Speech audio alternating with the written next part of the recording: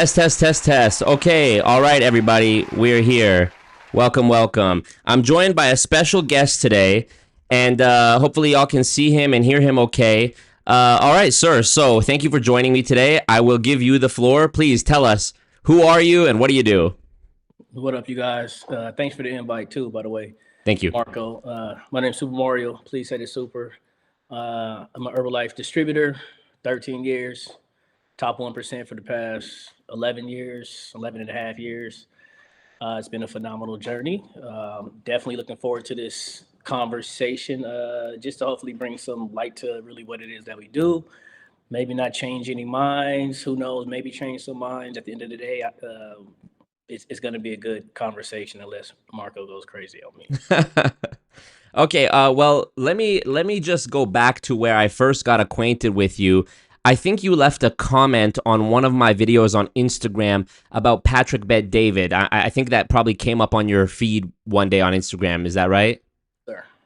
Okay, so go ahead and I think I don't want to misquote, but I don't have it in front of me, so I forget what I said and what you said. But I think it was about you disagreeing about MLMs being scams. Let me see. I'm sure if I go into my screenshots on my phone and I search the word Super Mario, I'll be able to see the. I think I took a screenshot of it. But do you know what I'm talking about? You recall what I'm talking about? Oh yeah, definitely. Okay, so go ahead. Go ahead and tell the people how you first came across my page.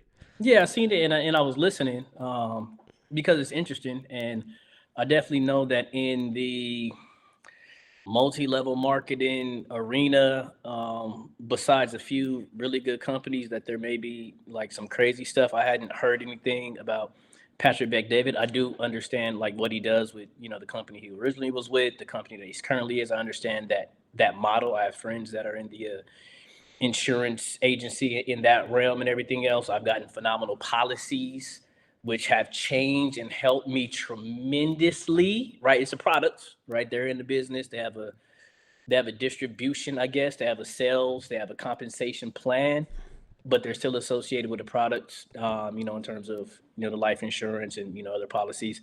So I do have multiple policies. I think most people who earn money have multiple policies, as well.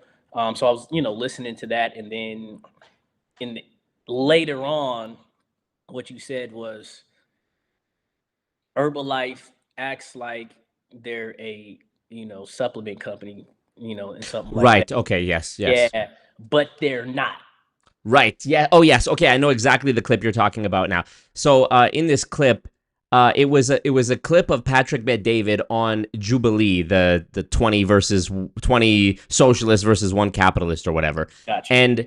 And Patrick is confronted by one of the guests who says that he runs a company where more money is made off of recruitment fees than from the product, and he responds by saying, "What do you know about the insurance industry?"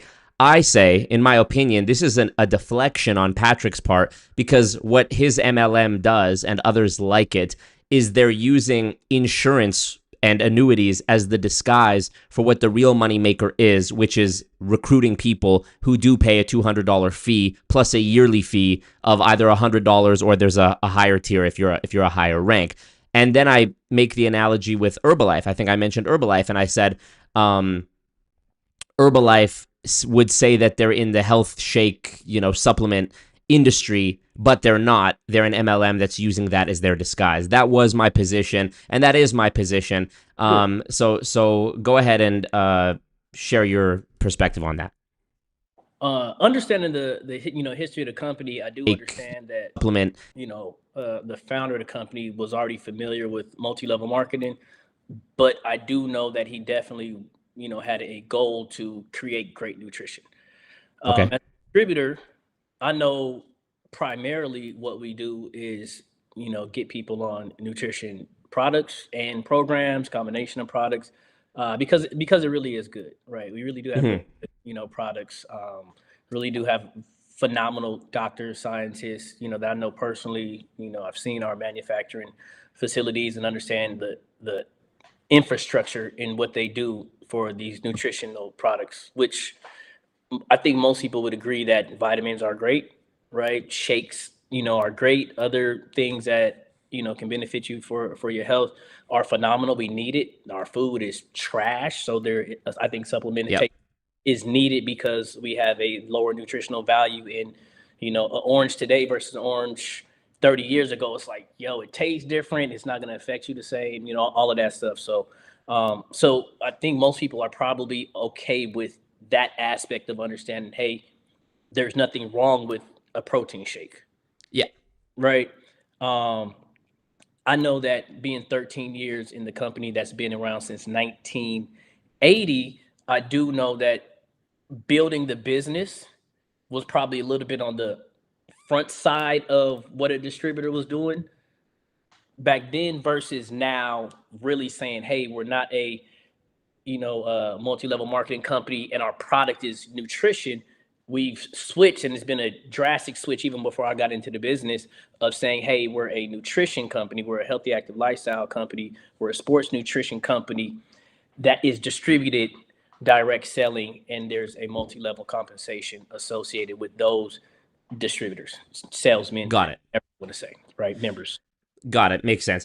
I mean, you've touched on one thing that I think is really integral to any multi-level marketing company, which is this concept. This is just my opinion, so feel Yeah. free to disagree with me. But you've touched on what I perceive as this concept that I refer to as lies wrapped in truth. And what I mean by that is in every MLM, they do seem to, at least on the surface, address a very valid concern or gap in the market of whatever industry that they're related to. So for example, you talked about how the food is bad. This is something I agree with. The food is bad. The food quality is bad. There's a lack of literacy about health, nutrition. People don't know how to track their macros. People don't know how to live a healthy lifestyle. This is a very valid point. And I think valid points like this can then be used to sort of get your foot in the door, or for somebody to get their foot in the door to then offer a supposed solution, which isn't actually a solution. And it just ends up being sort of a deception. But the first sort of breadcrumb that got the person on the path was true. And the insurance MLMs like Patrick's do a similar thing in my experience. Patrick started out in a company called World Financial Group, which I've made several videos on. I know them. And yeah. And in that company, in all of the pitch meetings that I've attended, they say something which is very valid, which is that like most people are financially illiterate. Most people struggle with their finances. They struggle to build like a healthy financial life, and they don't know how to. This is objectively true. I mean, it's true. And then they say, good news, though, we can fix that with this opportunity. And that's where I think we sort of fall off the tracks, because people have already had their sort of critical thinking suppressed by, well, they did say something true to begin with, so I trust this person who's telling me this. And for me, Okay. Can I just, go before it ahead. gets to a long thing, Yeah. now I get that. So if they say what they're saying about insurance, or they're saying about something about financial literacy, and this agent is not recruiting, but they give them a product, is that agent in a place, or is he doing something that you would deem unscrupulous? So I'm not sure if I understand the question 100%. You're saying like if somebody's just selling insurance, is that Hey, it? yeah. They work for one of these companies, right? Uh-huh. And they meet with somebody. They meet with me, right? Okay. I know some very, very, very high up guys, and one of them, that came to my gym, like he works out, helped him get in shape and everything else like that. And he was like, "Oh man, do you have anything? Yada yada yada." I was like, "Yeah, I do have one policy. I'm not putting too much into it." He was like, "Oh, let me tell you about some more things. Here's another one, right? Boom, boom, boom, boom. These are some Yeah. benefits of it, Got right? you. Not recruiting, had not recruiting me. I've had the policy with them like 3 years, Sure. right? Where's the unscrupulousness in that transaction? Well, the unscrupulousness would come more from the compensation plan in my That they get their compensation. in their compensation. Yeah. Okay. Now, am I overcharged? Are you talking about buying insurance? Yeah. So I get a policy, Right. right? Am I overcharged? Am I getting a policy that doesn't fit my. Not necessarily. Okay. I'm not gonna say a blanket statement and say 100% they are. So if the company, based on somebody being able to provide a product and a service to them, to somebody who's looking for something like that, pays them however they pay them, that's technically neither here nor there. Is that true? Sorry, can you go ahead? Yeah, whatever. Like, I don't know what they got. I don't know what they made from me signing up to do a policy. I don't know what they made from that. Right. I don't know what they make something one time. I don't know if they get something every year or, every month. I don't know. But I know that in me getting this product, there was no sin against me being the consumer, the customer. Yeah, I'd say as a general statement, that's true. Okay, true. Same way with me, right? You said that I said something about nutrition, the food quality, everything else. We can't eat McDonald's no more because we don't know whose cousin we're eating, right? It's probably right. Yeah. Right. If I'm not talking to somebody about becoming a distributor and I get somebody on nutritional products, is your position isn't that nutrition products don't help somebody with healthy weight, great breakfast, feeling good? That's not your position, is it? No, I mean, then if you're asking me if I'm looking for something unscrupulous or perceiving something unscrupulous, that it wouldn't be in the transaction you described. Then it would fall to, are these products actually providing the nutrition that they claim to be providing? Okay, let's get right to that point. Yeah. Do you think that nutritional shakes are effective in any capacity? Like, people drink them, take pre-workout, take creatine, take, pure fish oil. Yep, I take creatine, I take fish oil, I take pre-workout, I take protein powder. Okay. I do all of those. So you do not have an issue with products? Nope. So you definitely probably shouldn't have an issue with the #1 nutrition company in the world, who have a better scientific background, right? And full company of doctors on the board than wherever you're getting your creatine, or anything. Sure. That's a debate. That's neither here nor there. So to think that Herbalife doesn't have shakes that are going to be effective, creatine that's phenomenal, BCAAs that work. Mind you, when we got on, you asked me my age. I'm 44, looking like this. I'm taking the products, every day for 13 years, right? Like, we seriously, really real with it, right? Sure. My mom's lost 100 pounds. So one of the things that I do when I talk to people, like, in the marketplace, and I've had people come at me uninformed. I wouldn't call you uninformed, except for a couple of things that maybe we can clear up a little bit later. Right? They don't know, but the first thing I'm gonna say is, my mom lost 100 pounds. Without me going crazy on somebody, my mom lost 100 pounds. So how you interact with me from now on, you have to be considered that.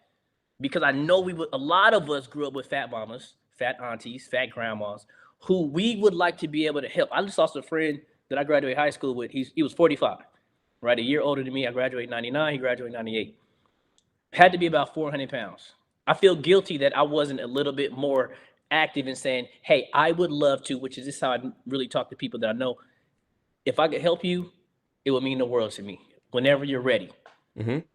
Right. So what does that look like? Like, walk me through, like, in practicality, what are you doing to help them? Yeah, first I want to make sure, people know how to eat healthy. People choose not to eat healthy. I think you're right. Everybody knows, like, the donuts, the fried stuff is like a no-go. So I'm gonna help them with that, but I'm gonna show them the benefit of, like, a nutritious shake, right? It is packed with nutrients. It is vitamins and minerals. We do have great tablets with our plant and mineral base. I would get them on a plan, show them the ease of why dropping your caloric intake, that's just the easy. 1 + 1 = 2 is like lower calories in, daily. But why you're dropping your calories with a shake that's low calorie, but high in nutrients and high in protein, how that benefits you, so you're not malnourished as you're dropping calories. Somebody goes down to 1,200, 1,300 calories. Usually they may be malnourished compared to drinking a shake, whether it's my shake or any other shake. That's how that recipe, quote unquote, will work for them. Right. And then, that's it. And for likelihood, I would have them sign up as a customer, right? Because you don't have to become a distributor. You can actually become a VIP client and enjoy the discount, to be able to make sure that the financial burden on being very consistent on your goal of losing 100, 200 pounds is a little bit easier on the pocket, right? Yeah, it makes sense. Okay, so can I ask you then, you said you've been in it 13 years, so you would have been 32? 30, I was on the way to 31. Okay, how was your fitness and like your health before you joined? I mean, I grew up as an athlete, but the reason why I literally started in March 2012 was because I didn't feel like I grew up in my 20s. I was very, we was turned up. I used to drink every day. I had a union job. I wonder what you feel about unions. That's like probably interesting too. Okay, that could be a convo for another time. I had a union job. I worked at UAW, right? That's like Dodge, Chrysler, stuff like that. Yeah. So I worked in a parts warehouse, shipping and everything else. And we would drink on the lunch break. We drink in the, I don't want to snitch on the homies, right? No, sure. But we used to be turned up. We drink in the break room. Like you could, with a union, you could do anything, right? Because the union protects the people, right? And for me, not knowing where much about myself as much, I do know that I had a little level of depression because I drank every day. I would drink, making breakfast, right? Oh, Moscato and some orange juice, make breakfast, go to work. So in terms of how I didn't look and feel like an athlete. So when I got on the products, when I first started, I ended up losing 21 pounds, and I dropped my body fat percentage to like 7%. Right. In sure. Well, the reason I ask is because, I mean, taking into account that you were young, right? Like obviously your body's more resilient in your 20s and early 30s than it would be later on in life. But the reason I ask is just to establish that you were never like overweight or obese during this period of your life. I personally was not overweight or obese. When I started, 166 pounds, I'm 5'5", right? I was 166 pounds, good looking. People say, oh, there was nothing wrong with you, especially when I got lean, losing 21 pounds, then put on about 15 to 20 pounds of lean mass. So now I kind of like had this filled out where I am right now. Yeah. But in my first year from, March to December, I had a friend of mine. I helped him get on the products, right? And mind you, it's not a just get on the products. We really are, incorporated. I do workouts. We have a gym out here, right? We'll have a workout in the morning, Thanksgiving morning, just had a workout. What's today? Tuesday? Today's Wednesday. So just had a workout last night. Like, so it's a lifestyle thing, not just, hey, we have magic shakes. Me personally, I've experienced magic with the products. Right. You can't sell it. There's a disclaimer. You can't say, hey, these joints is magic. We do got to teach the lifestyle. We do got to talk about eating, water, rest, fitness, and everything else like that. My mom's down 100 pounds, right?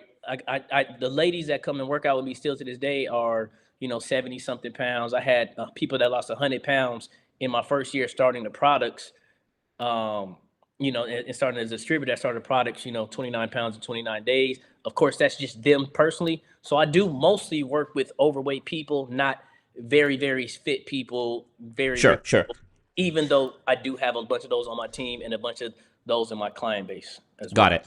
Well, I appreciate you explaining that, and I also appreciate you being transparent about how we need to address like fitness, exercise, diet, sleep, water. I think that's important, and I appreciate you saying that because there are a lot of people that I've come across in my experience who online, they'll be part of some supplement MLM or supplement company or essential oil or anything, and they'll claim that this product alone is providing some magical miracle cure. So I appreciate you saying that.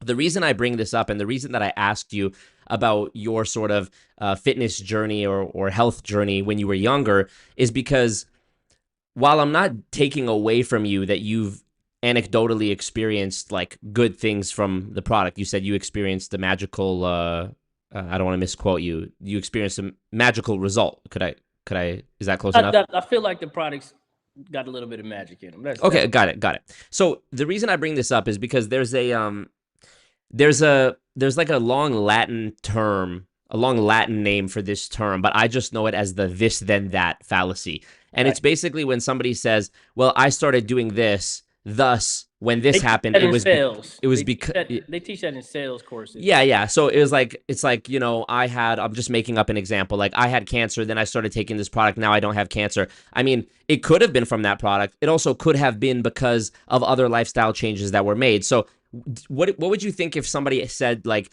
hey, Super Mario, I actually think that the products aren't as effective as you claim. I think it's more because you train hard, you consistently prioritize eating healthy and sleeping right and drinking water and, you know, taking, you know, whatever other measures to take care of yourself.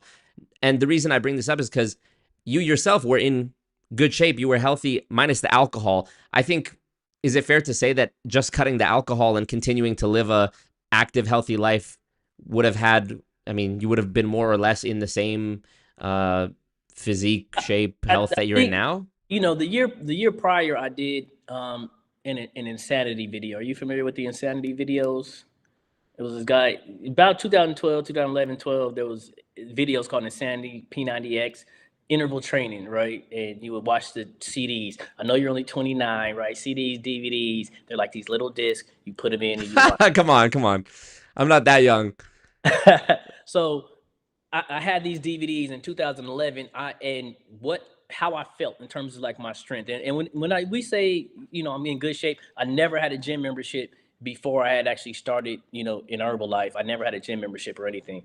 So, but I'm doing these videos the year before, and like my stamina was super high, like in terms of finishing a video and being strong. And and then I remember I went to the beach and I took a picture and I was like, what the, where the, right? Because the eating didn't match. I ate like a regular person, you know? And then when I started Herbalife, I did change the way that I'm eating. So yes, that helps. And I think that, and I don't say, I say it's magic because of my personal experience. So many things I can name where you're like, oh, that's kind of crazy. But it's magic because of what happens right after, right? You know, suppose me and you meet and then something great happens to you, you'll be like, yo, I just had a magical meeting with Super Mario, right? Does that make sense? Am I magical? No. Yeah. But But what what we I, did okay, created magic. Does that make sense? And so right. once again, I'll go back to what it is. The main thing that we learn and teach anybody is the reason why it's going to work is because we're going to help you lower your calories daily. And it's usually based on how somebody's currently already eating.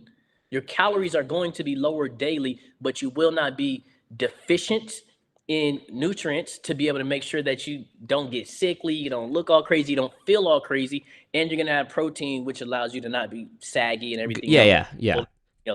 I So mean, there's an equation with dropping your calories for sure. associated with having nutritional products. That's all. That's all it is. Yeah, totally. And like I said, I'm with you. I use protein powder. I go to the gym. I try to drink lots of water. I take creatine. I take fish oil every day. So Yeah. I'm with you. You know, I'm still on my fitness journey as well.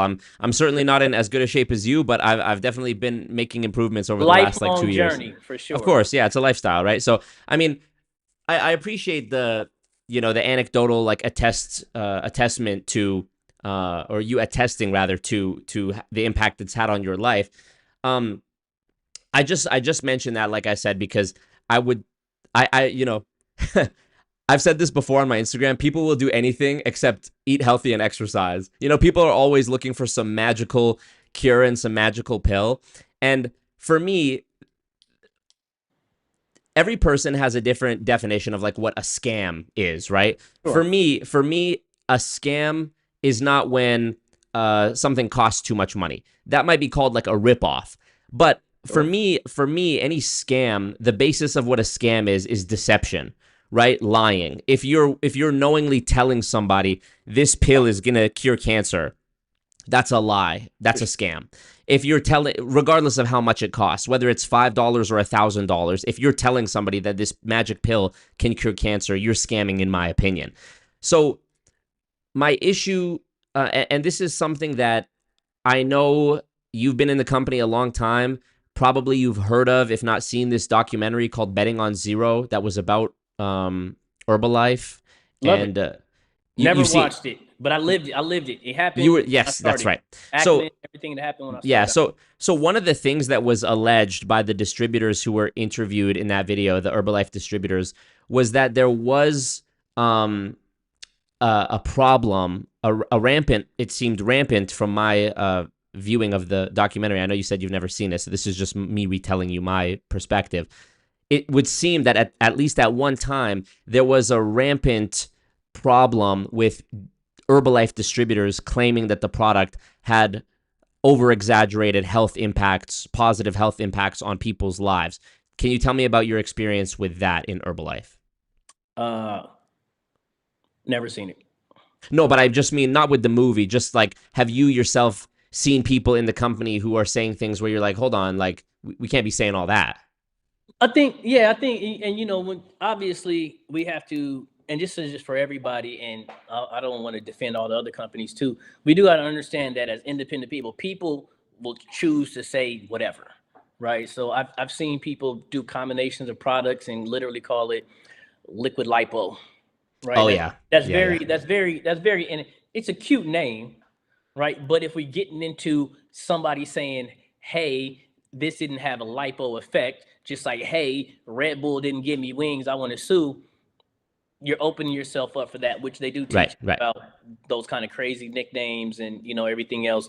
But we do have, in my experience, 13 years, there is extensive, corporate training online. So once you be able to log into your own website and have it, everything else, plus when you attend corporate events, there is training about disclaimers, how to speak about the products, right? What's scientific, you know what I mean? Like, hey, even if you know other things about what vitamin C does, and we have a product that has vitamin C in it, that's maybe has echinacea and stuff like that, don't oversay the things that Sure.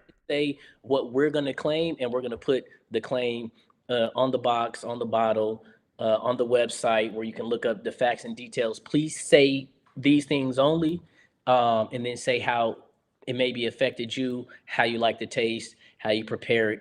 Keep it like that, right? That's like the properness of it. Now, other people that's doing kind of crazier stuff, hey, this is what it is. Do this and eat whatever you want.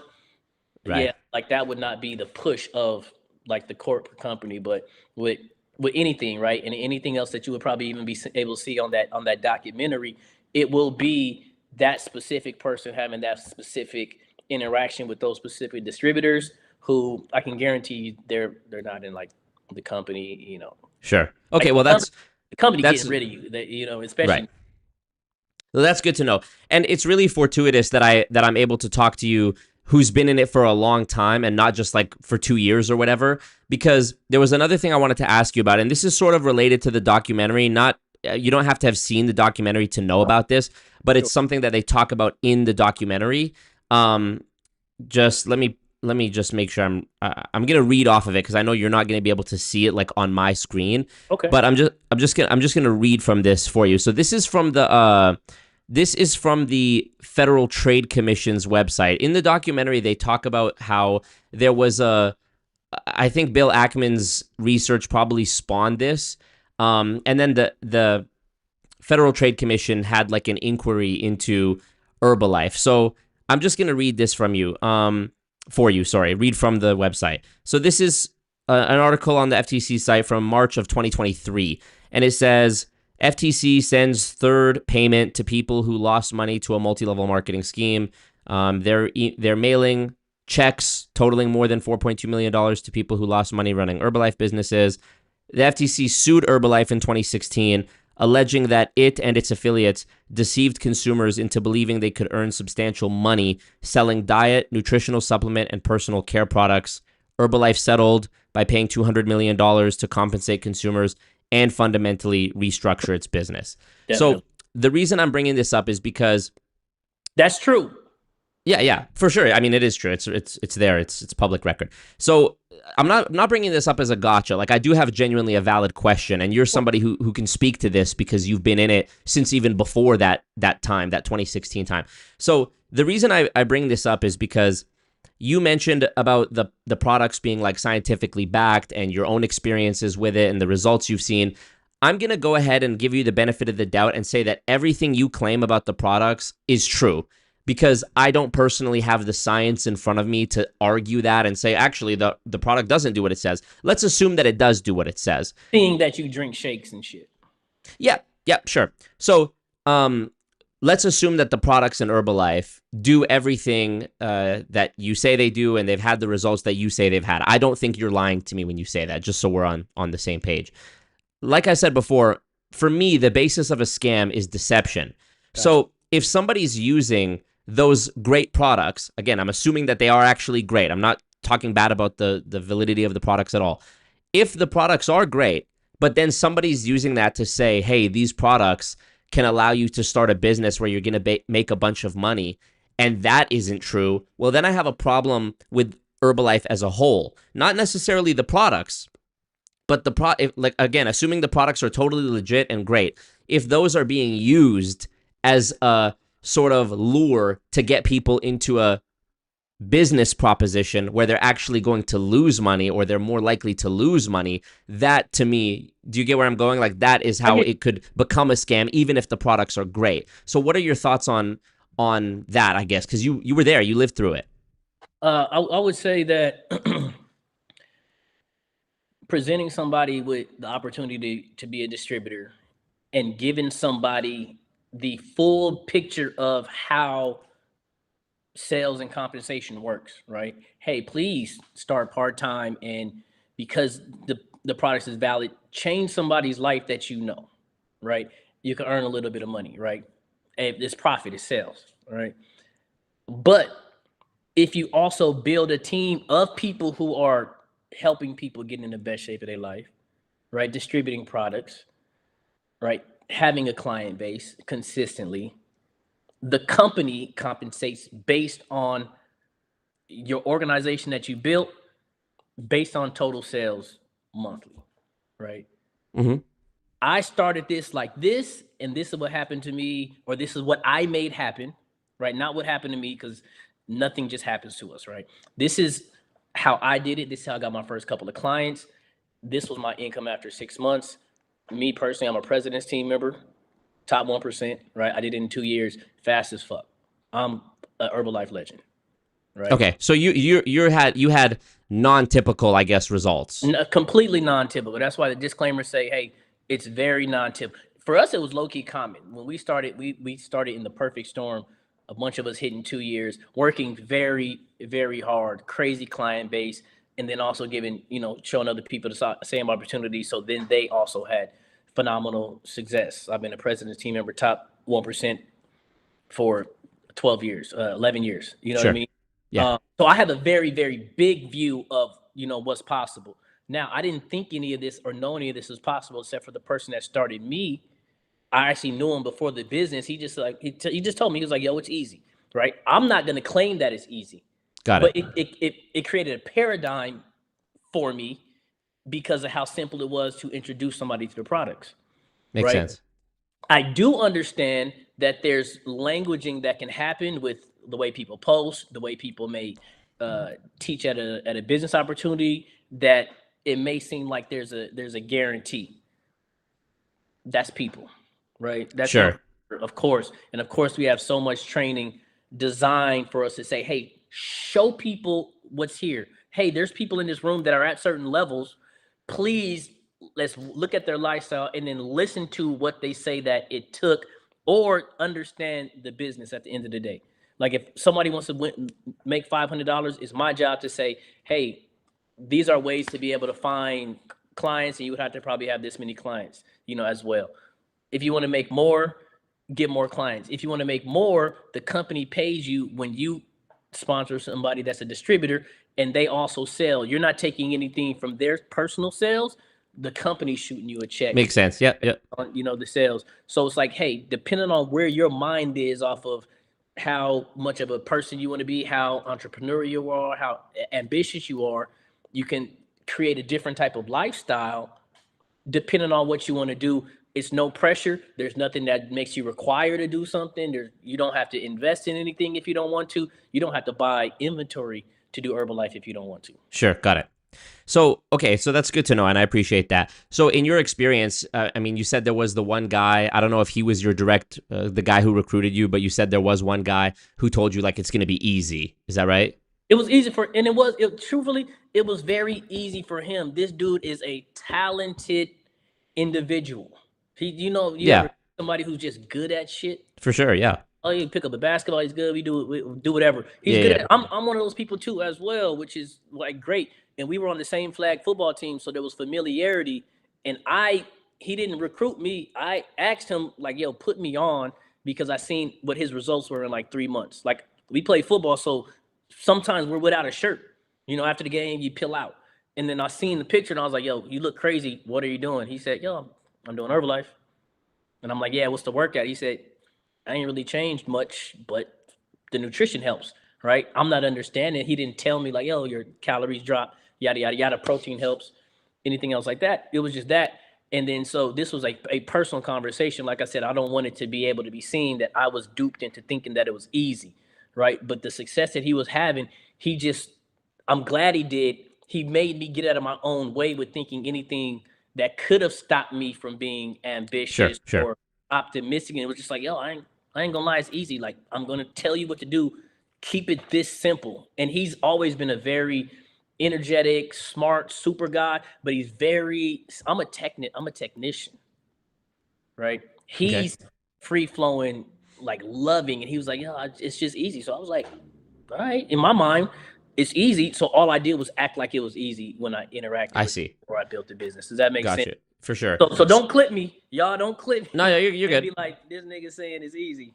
So let me ask you this: when you were at Herbalife events and stuff, did you have personal experience with seeing people, I guess, say that it could be easy or making claims that might be construed as like deceptive, where they're saying you can make, I don't know, $1 million a year or whatever? And if so, what happened to those people? Never, You never, never saw anything like that. never, never, never. Got Like it. I said, I started in 2012. So I think by the time the word of what Ackman was doing, mind you, look it up. Ackman lost, right? He lost overall. Um, the Well, stuff he with lost on his, just to be clear, he he lost lost on his on his short head. Yeah, position. sure. He, Yeah, he for made a short position betting that the stock would go to zero. That didn't end up happening in large part thanks to another investor, Carl Icahn, who bought shares to bring the stock back up. And I in, love him for that too, man.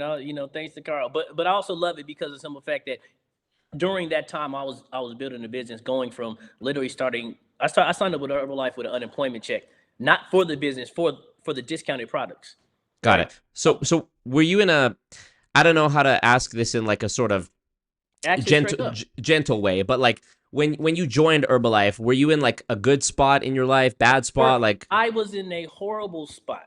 okay, But I'll repeat what I just said. I seen my friend look good physically, right? And I'll give you two like little quick stories. I seen him look good physically, so I asked him, put me on. I want to look better, and he said, I'm on the products, and he said, cool, and I said, put me on. He said, okay. He said you could sign up for the discount. And I signed up for the discount not knowing anything about the business. After I had already ordered, he said, as you can see, there's a discount. You can also get a profit if you order for somebody else. So you can make money helping other people get in the best shape of their life while you're getting in the best shape of your life. And I said, cool, I'll do both. When the products came, I said, yo, it's crazy, everything's here. He said, take a picture, post it on Facebook, right? I said, yo, about to take my health and nutrition to the next level. A girl that I went to high school with, right? We're already out of high school at this point, 13 years, said, oh, I want to lose weight. I called him and said, what do you do? He said, order her what I told you to order. I did that, made my first little bit of profit. She ended up losing 60 pounds, right? So my ease, even as you said it, like came from before I even tasted the shake. I had made income and was able to get somebody started on a journey that lasts their whole life in terms of really being concerned about their got own. it, got it. In terms of what they do as distributors, the fun of how we also built the business. I knew somebody else that was in Herbalife, and they never approached me. And I seen her, hey, we working out at the beach. Hey, we're working at the beach. And I'm like, I want to work out at the beach. I wish that was my job. Right. So there was already an attraction to what they were doing. And I had no even clue what they were doing. I just seen somebody look good. I asked them about it. I seen another friend. I thought it was a job. I live an hour from LA, so I didn't ask her about the job because there's no beaches where I'm at.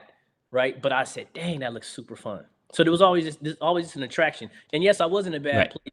So my effort was probably higher than somebody else's, because as I was looking for jobs and job hunting and everything else, I also was able to put in, a little bit of work. But because of like the success that I had with the products, right? Not a claim, who knows? Everything's different. I did lose 10 pounds in my first 8 days, right? I'm already doing a workout video. Nothing changes. All I did was add shakes, right? I was already a month into, maybe like 2 weeks into doing the workout video. The next week after I added shakes, I lost 10 pounds in 8 days. I called my twin brother. Yes, he's this good looking too, right? And I told him, I said, yo, you should get on these products. And he lost 10 pounds in 7 days. So my confidence in the products, right? Hey, maybe it just works good for us because we're genetically blessed, right? Look at the fucking bone structure. I don't know. But what I do know is me, him, 1 week, 10 pounds, regardless, I'm going to keep sharing my progress and hope that other people also want to do this, because people don't look good. People don't feel good. Got it. So can I ask then, and I don't know if this is going to be an easy number to quantify in the way I'm asking this, but what percentage of your current health/fitness total would you contribute to, let's call it conventional lifestyle, conventional healthy living, exercise, sleep, water, stress, versus what percent do you attribute to Herbalife? Are you talking about in like the success of me looking and feeling the way I do? Yeah. Effort. I think just like anybody else who even doesn't do Herbalife, they're always going to say it's like 80% nutrition, 20% fitness. And it's like easy. The reason why it's easy to quantify is because, like, you wear an Apple Watch, right? I don't, but okay.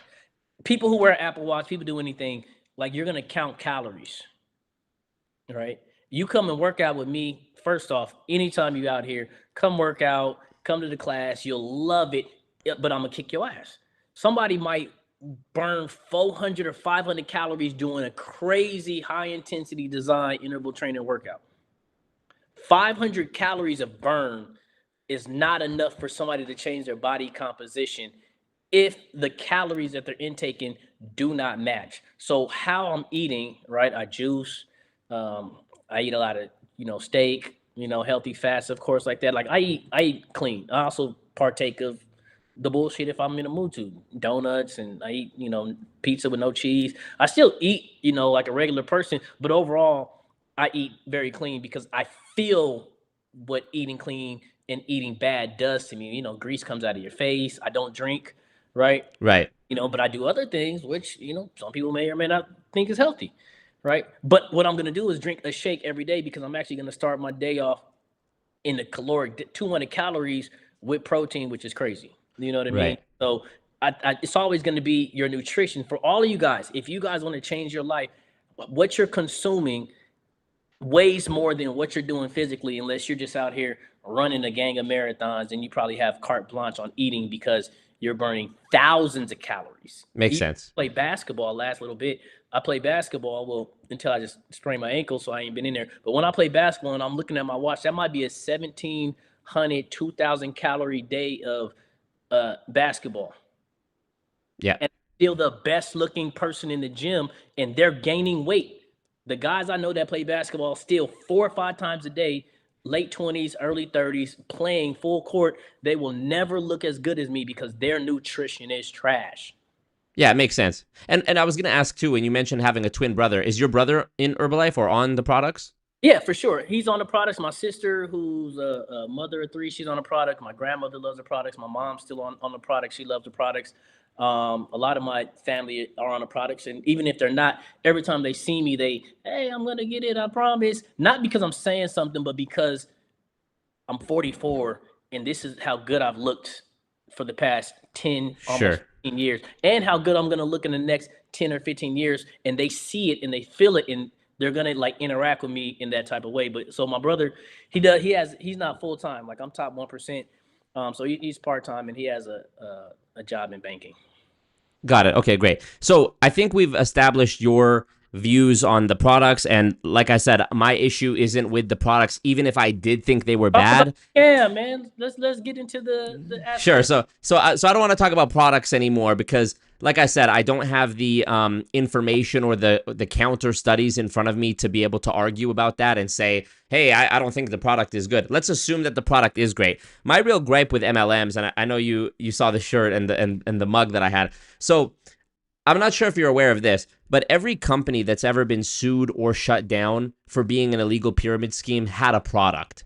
So this is something I bring up because a lot of people say X company can't be a pyramid scheme because they have a product, but that's just factually incorrect. I just want to make sure that you and I are on the same page about that to start. Yes. I got a question. Yeah. You say you live. You got people in there right now? Yeah. Are they asking questions?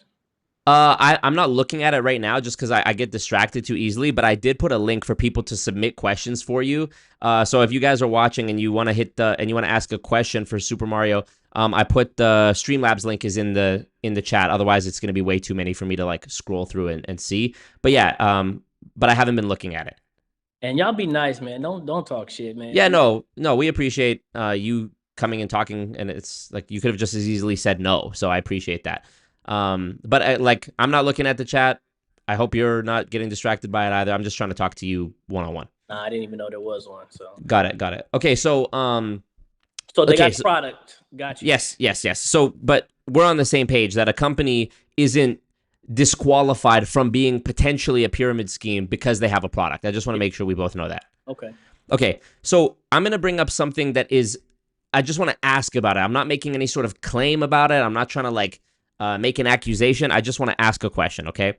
So what I'm looking at on my screen and what I'm going to read from, and you can pull this up on your screen as well in like another tab if you want. It's the Herbalife income disclosure for the United States for 2024.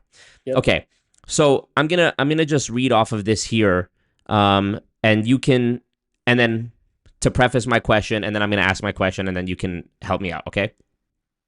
So it says you can join by purchasing an initial distributor kit, the business pack / digital starter kit for $54.95. So let's just call it $55. There is no other required purchase.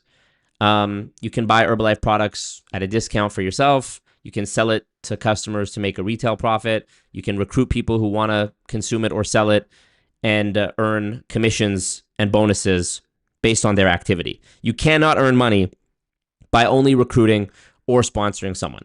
Everything sound accurate so far? Yes. Okay. Now, here's where I start to get like a little bit puzzled. The next line of this says, the majority of distributors in 2024 joined only to receive a discount on Herbalife products and do not sell products or recruit others. So my question here is, how would Herbalife actually know that? Because I've heard MLM companies say this before about their distributors, where they say most people didn't make money, but that's because most people aren't actually pursuing the business opportunity side. They just really want to get the products. But my question is, if they didn't recruit enough people to even become eligible to earn anything, then it's kind of an easy cop-out to just say, oh, well, they weren't trying anyways. That's why they just really love the product. But again, how would they know? I got you. Because there's two different memberships. Okay. Right. So you have a distributorship, right, which means you have the ability to sell. And then you have a preferred membership, which means you're a customer that's entitled to the thing. Do not sell. Right. So if they're saying, read that line again, most people that sign up. Yeah, it says the majority of distributors joined only to receive a discount on the products. I think when I started, before we had the two segmented joints, I think I did also experience that mostly. Right. Like I said, I signed up for the discount initially, seeing the opportunity, and then began to partake. The other reason how you could know, and I could see it on my back end and everything else, is there's different ways to be able to purchase the products, right? So if I have a distributor and all they do is buy, so when I go, it says order purpose, right? I'm going in there, I'm looking, hey, I want a shake. hey, I want, some tea, right? What's the order purpose? You have three options. It can be customer direct, meaning the order I'm about to put in is going to be fulfilled by the company and shipped straight to that person. I'm doing the order.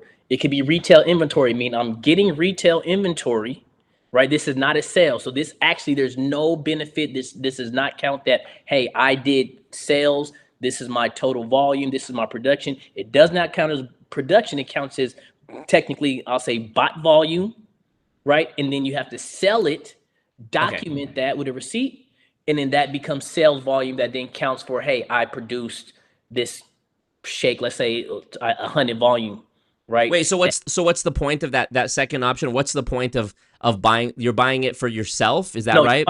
so you have the second option is you can buy as retail inventory.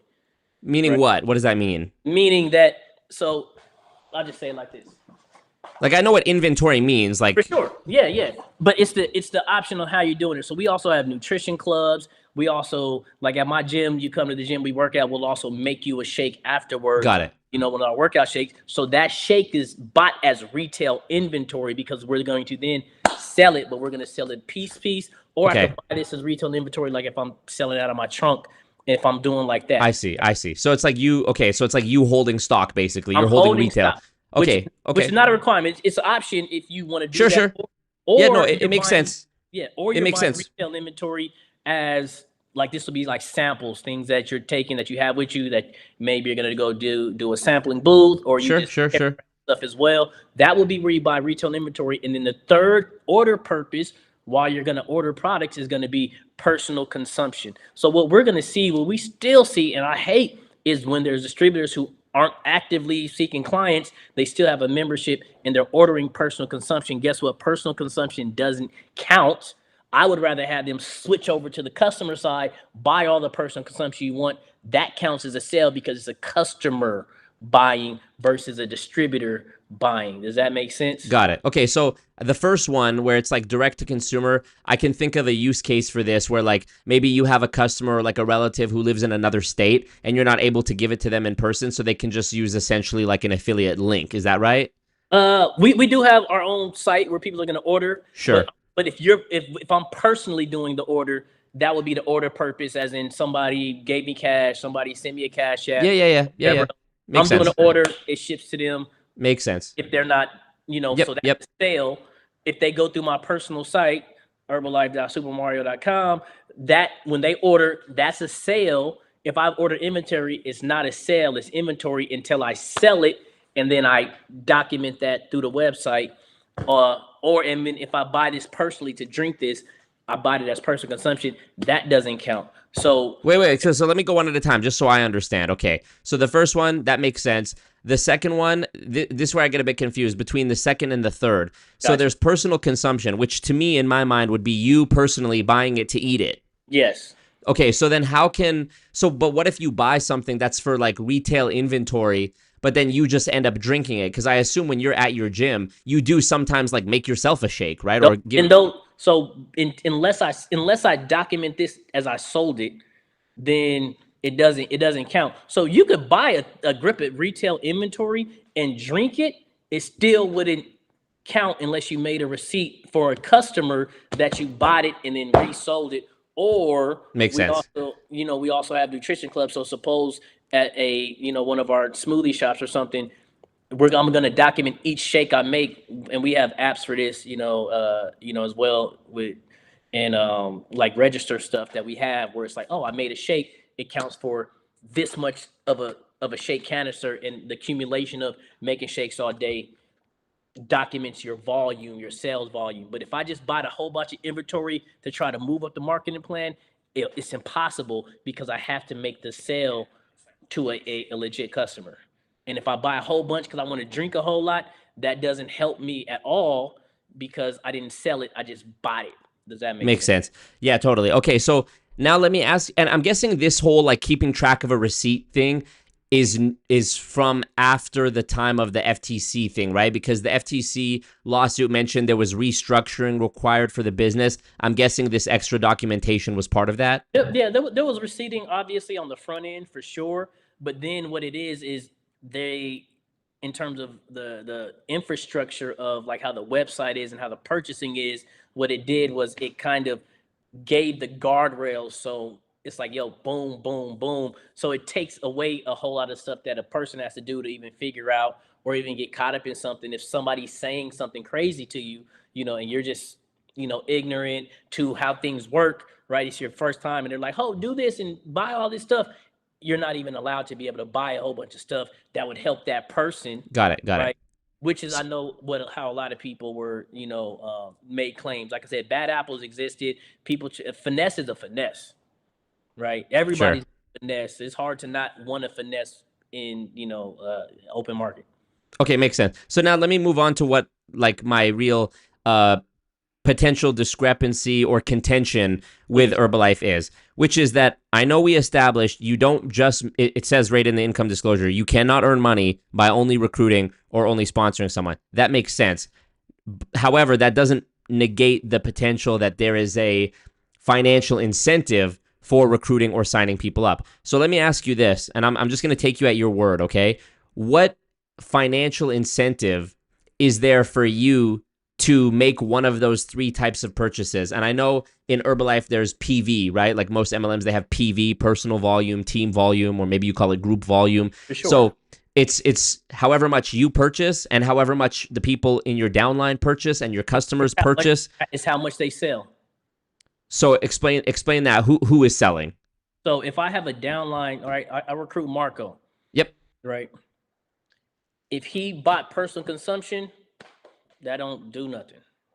So if I'm in your downline and I purchase something as personal consumption, it doesn't generate any PV or GV for you. Is that right? Yeah, it's undocumented volume.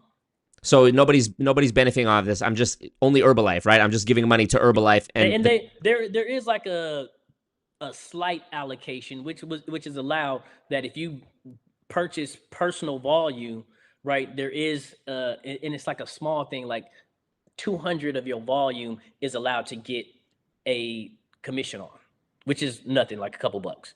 So if you buy 200 volume, there might be a couple of bucks that's a commission. Nothing per month. No matter how much you bought for personal volume, there's nothing that you're going to get paid on where it's going to be substantial. Like, oh, let me please sign up all these people and have them buy all this personal. Makes sense. No, makes sense. Okay, so then what's the type of purchase? Yeah. So would it be the retail inventory or would it be the other? I'll walk you through it. Yeah. Retail inventory, nothing, because that's just a purchase. Now, once it's documented, okay, let's say this is 50, right? Right, 50 points, 50 things that we're going to be able to track, right? This the volume of this canister, right? When I buy this, it's going to stay on this one side saying retail inventory. That means I purchased it. That means I'm on the hook for it. That means the system knows that I have 50 points of retail volume. If I make a shake out of this and I document it, hey, Marco came by my nutrition club, my smoothie shop, I made him a shake. I got documented, let's just say for easy math or some 1 point. So I have 49 points of retail inventory for this cookies and cream, and I have 1 point documented because I sold it. Marco came in and bought the whole thing. I got 50 points now. Now I have 50 points. So having somebody buy retail inventory does nothing until they sell it. Does that make sense?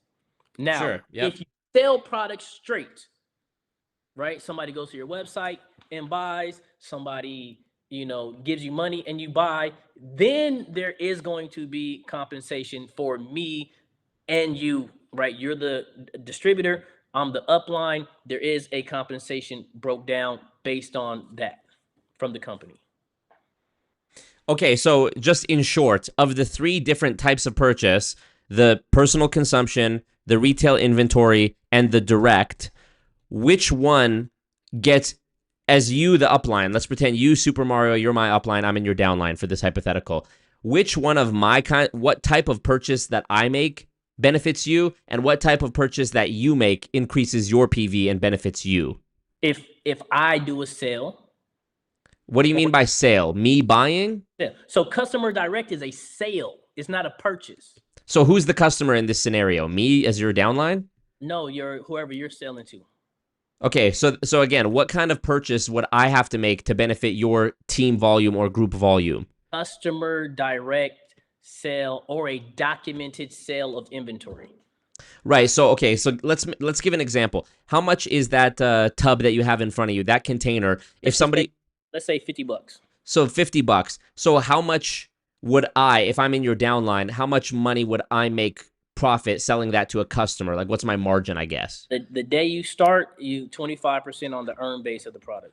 And how about you as my upline? Right. So I would get 25%.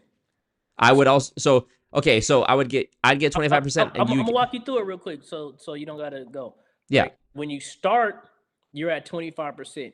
In totality, there's 50% that's able to be earned off of a sale of a Got it. Got it. product. Got it. 50%, but it's earned on the way up. So you sell up to a point, and then you get an increase. So you go from 25, and then the difference is unearned. Well, that's easy to say. Hey, you did not earn that because you just started. So you're at 25. So that's getting the remaining is getting chopped up the chain. It's going up the chain. The remaining goes straight up to the literally the direct, unless your direct isn't at the full 50%. Right. Makes so sense. if it's like another new person, right? Then, But let's just say, hey, I started, right? I've been in it. You started. So it's 50-50. It's a profit share, profit split. Does anybody in here hate profit sharing? Okay. No, go on. All right, cool. Right. Now, you still, as you sell, not much. You only got to sell 500, right? Which is great. 500 what? 500 volume. Okay, so how much that $50? That might be about 4 customers getting, shakes to drink every day. That's like 4 or 5 customers. Okay, so in short, because I want to make this simple for me and for the people watching. In short, the way that I would increase my percentage from 25 to a higher percentage is what? By selling a product. To who? To whoever your customer is. And what about to the people in my downline? Like, I'm trying to understand what's the incentive then of me building a team if I only make money or increase my profit when I sell to like customers who aren't involved. Okay, you asked and answered something that's like a little off. Okay. Are you asking how I increase? Sure, let's use you as the example, right? You start at 25. So I'm already there. Let's use you. Okay, I'm a new guy. You've just recruited me today. Everybody can conceptualize that I'm the upline. I started you off, and you want to know, make sure it's not a scam. You start at 25%. Boom. Yes. Okay. Boom. Boom. Boom. Got you. So now, how do I? Yes. Like basically, I have to assume that there's some connection, some correlation between me recruiting people and increasing my percentage. Otherwise, why would I do it? Right? Why would I recruit my own competitor? What do is say, hey, we need to build a customer base, and your customers, when you're selling to the products, it moves you up because you want to get to supervisor, which is at the 50. You're at 25%, right? And I'm going to show you the benefits of being at 50%. Besides the fact that 50% is better than 25%. Do you agree? I agree. Yes. I just want to understand how I get there. Gotcha. Okay. Explain it to me like I'm 5. Explain it to me like I'm 5 years old. I'm Okay. Explain it to you like you're 5. We got to get to 50%. There's 3 levels on the way. You're starting at 25. You're going to go to 35. You're going to go to 42% on a sale, and then you go to 50%. So that's member, senior consultant C, senior consultant B, and supervisor. Is that right? Basically, yes. Got it. Okay. For sure. You want to get to 50%, which is you getting customers. Okay, here, I think I found it. So I found on, there's a PDF from Herbalife's website called compensation plan is what I searched. So it says downline volume as a non-supervisor, and I'm guessing supervisor is where you make 50%? Yes. So as a non-supervisor, so anything below that, downline volume is based on volume, which is placed by your downline, obviously, directly from Herbalife, ordering between 25% to 42% discount. So I guess this would mean anyone below me who's ordering from Herbalife, I'm not even sure I understand this. My downline is ordering directly from Herbalife, but is it for their own personal consumption? Is it to a customer? It's not for personal consumption. None of that counts. So if you started and you said, hey, I need to lose a lot of weight. I got my mom here that lives with me and my girlfriend here that lives with me. So I'm going to order like 600 volume points. At 500 volume points, you're going to go from 25 to 35% of the profit or the discount, right? If you order personal consumption for your household and there's 4 of y'all living in there, you do not move up because it's not a sale, it's a purchase. Right. So And yes. nor does that look good for my volume or do anything for me either. Okay. So what? Again, going back to my question, what is the incentive for me to recruit? How does me recruiting make me more money, Okay. basically? Okay. So I'm going to tell you, you want to have a downline so that when they get customers, you're going to get the override, right? If they're at 25, you're going to get the difference. When they're at 35, you're going to get the 15, right? So you're paying the 50, you're paying the whole thing to the company. It's already a built-in discount for where you're at 25, and then that other 25 gets sent to the upline, right? To you. I'll talk to you, right? So I want to get you to 50, Marco. Now, when you're give me any name. What's the name you can see in the chat so I could just say that John name? Smith. John Smith, right? Right, John Smith. He's definitely going to sign up Pocahontas. So, right. Mm-hmm.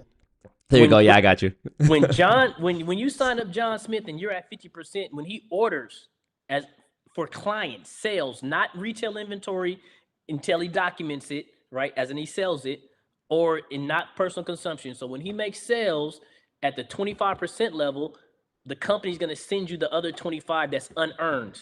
When he gets up to the 35% level, the company's going to send you the other 15% that's unearned. When you get to the 42 level, like his website is already allocated to the 42.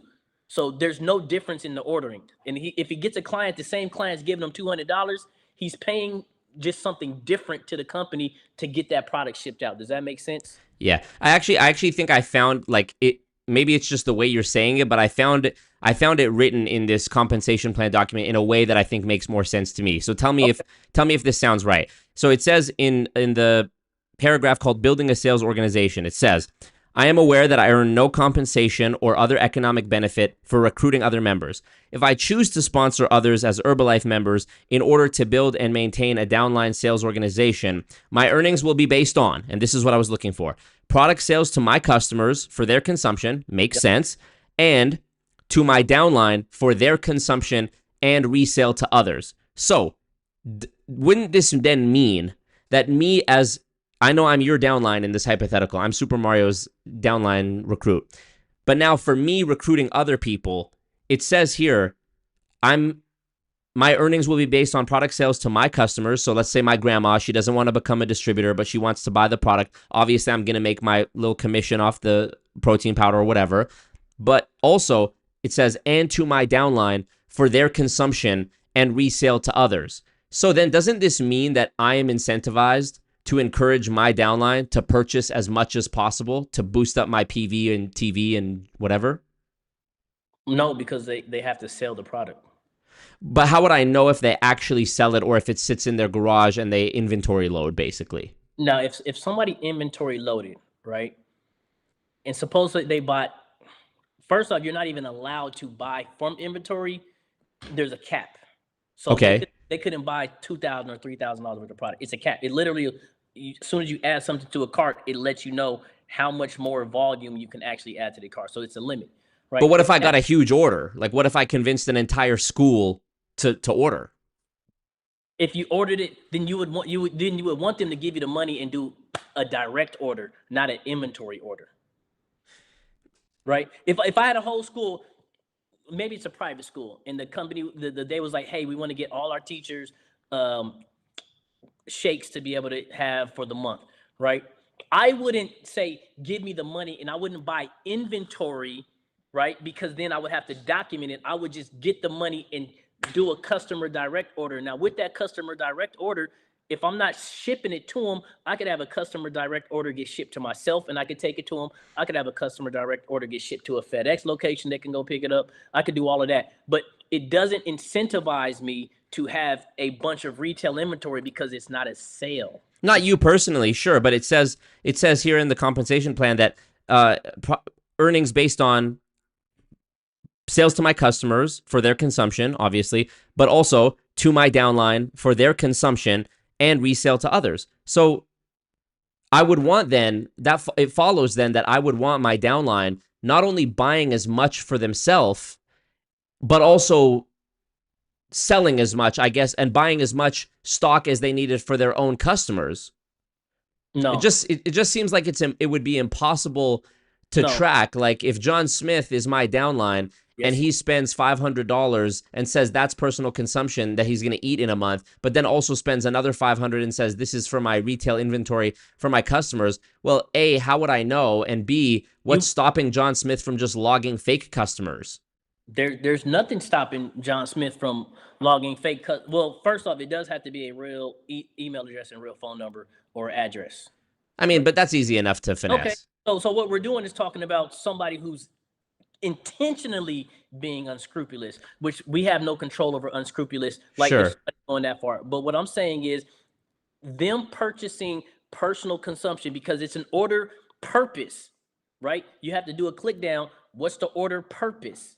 If they're But you could just lie, right? I mean, there's an incentive. There's an incentive. There's no incentive. The incentive is to do customer direct. The incentive is to do that. But why? For a weak little 25% or 50% of a $50 tub of protein powder, wouldn't I rather pursue a bonus based on like my group volume? I know the bonuses must be worth something. What I'm saying is it won't count. Those other two don't count for volume at all. It doesn't count. No, I get that. So then somebody listen. So let me explain. The reason why is because you said there's 3 categories of purchase, right? I understand that. But I'm just saying that if my income is dependent on what it says here, which is sales. Purchases, sales to my customers, as well as purchases made by my downline for their consumption and resale to others, wouldn't I then just like nudge my downline to be like, make sure you click that it's for this so that I get the most, like, they could just click the one that it's not, basically. So you're saying that they would click customer direct. Whichever one is the one that makes it look like... I'm going to walk you through it very slowly again. Ordering personal consumption does nothing. No, that makes sense. That makes sense. Ordering retail inventory does nothing. That makes sense. But it does say, though, that my downline's personal consumption does benefit me. It does say that. There's a small allocation. So if you did 500, there's a small allocation, but it's not substantial to build a business off of or even anything. So like the conversation from an upline, right? Imagine me, I'm top 1%. It makes no sense for me to teach anybody, hey, do a whole bunch because it's undocumented. And so when I say document, I want, for you and anybody else, if I say undocumented volume, as in this has volume, right? It's around, we're in 90-some countries, so I can't say a price. I have to say volume because volume can transcend price because of change, right? So you have sales and then you have purchase. Buying personal consumption is a purchase. We don't get paid on purchases. Buying retail inventory is a purchase, so it has to get documented as a sale sold. So for me, I wouldn't want somebody stocked up on something because they're stocked up and then they got to get customers for it, compared to having the inventory for every country in the world, and all they got to do is get the money and fulfill the order, and that's a sale. Right. That counts. Right. So then let me ask you a different, like, more grounded, practical question, right? Is in your experience, in your opinion, is there more of an incentive for me to try to get the most customers who aren't involved in the business at all, or to try to recruit more people?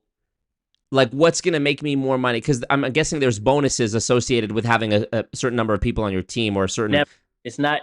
So one thing about this, and people ask me all the time, like, how many is your downline? I would never know how many people was in my downline if I just happen to look, because the amount of people does not get you paid.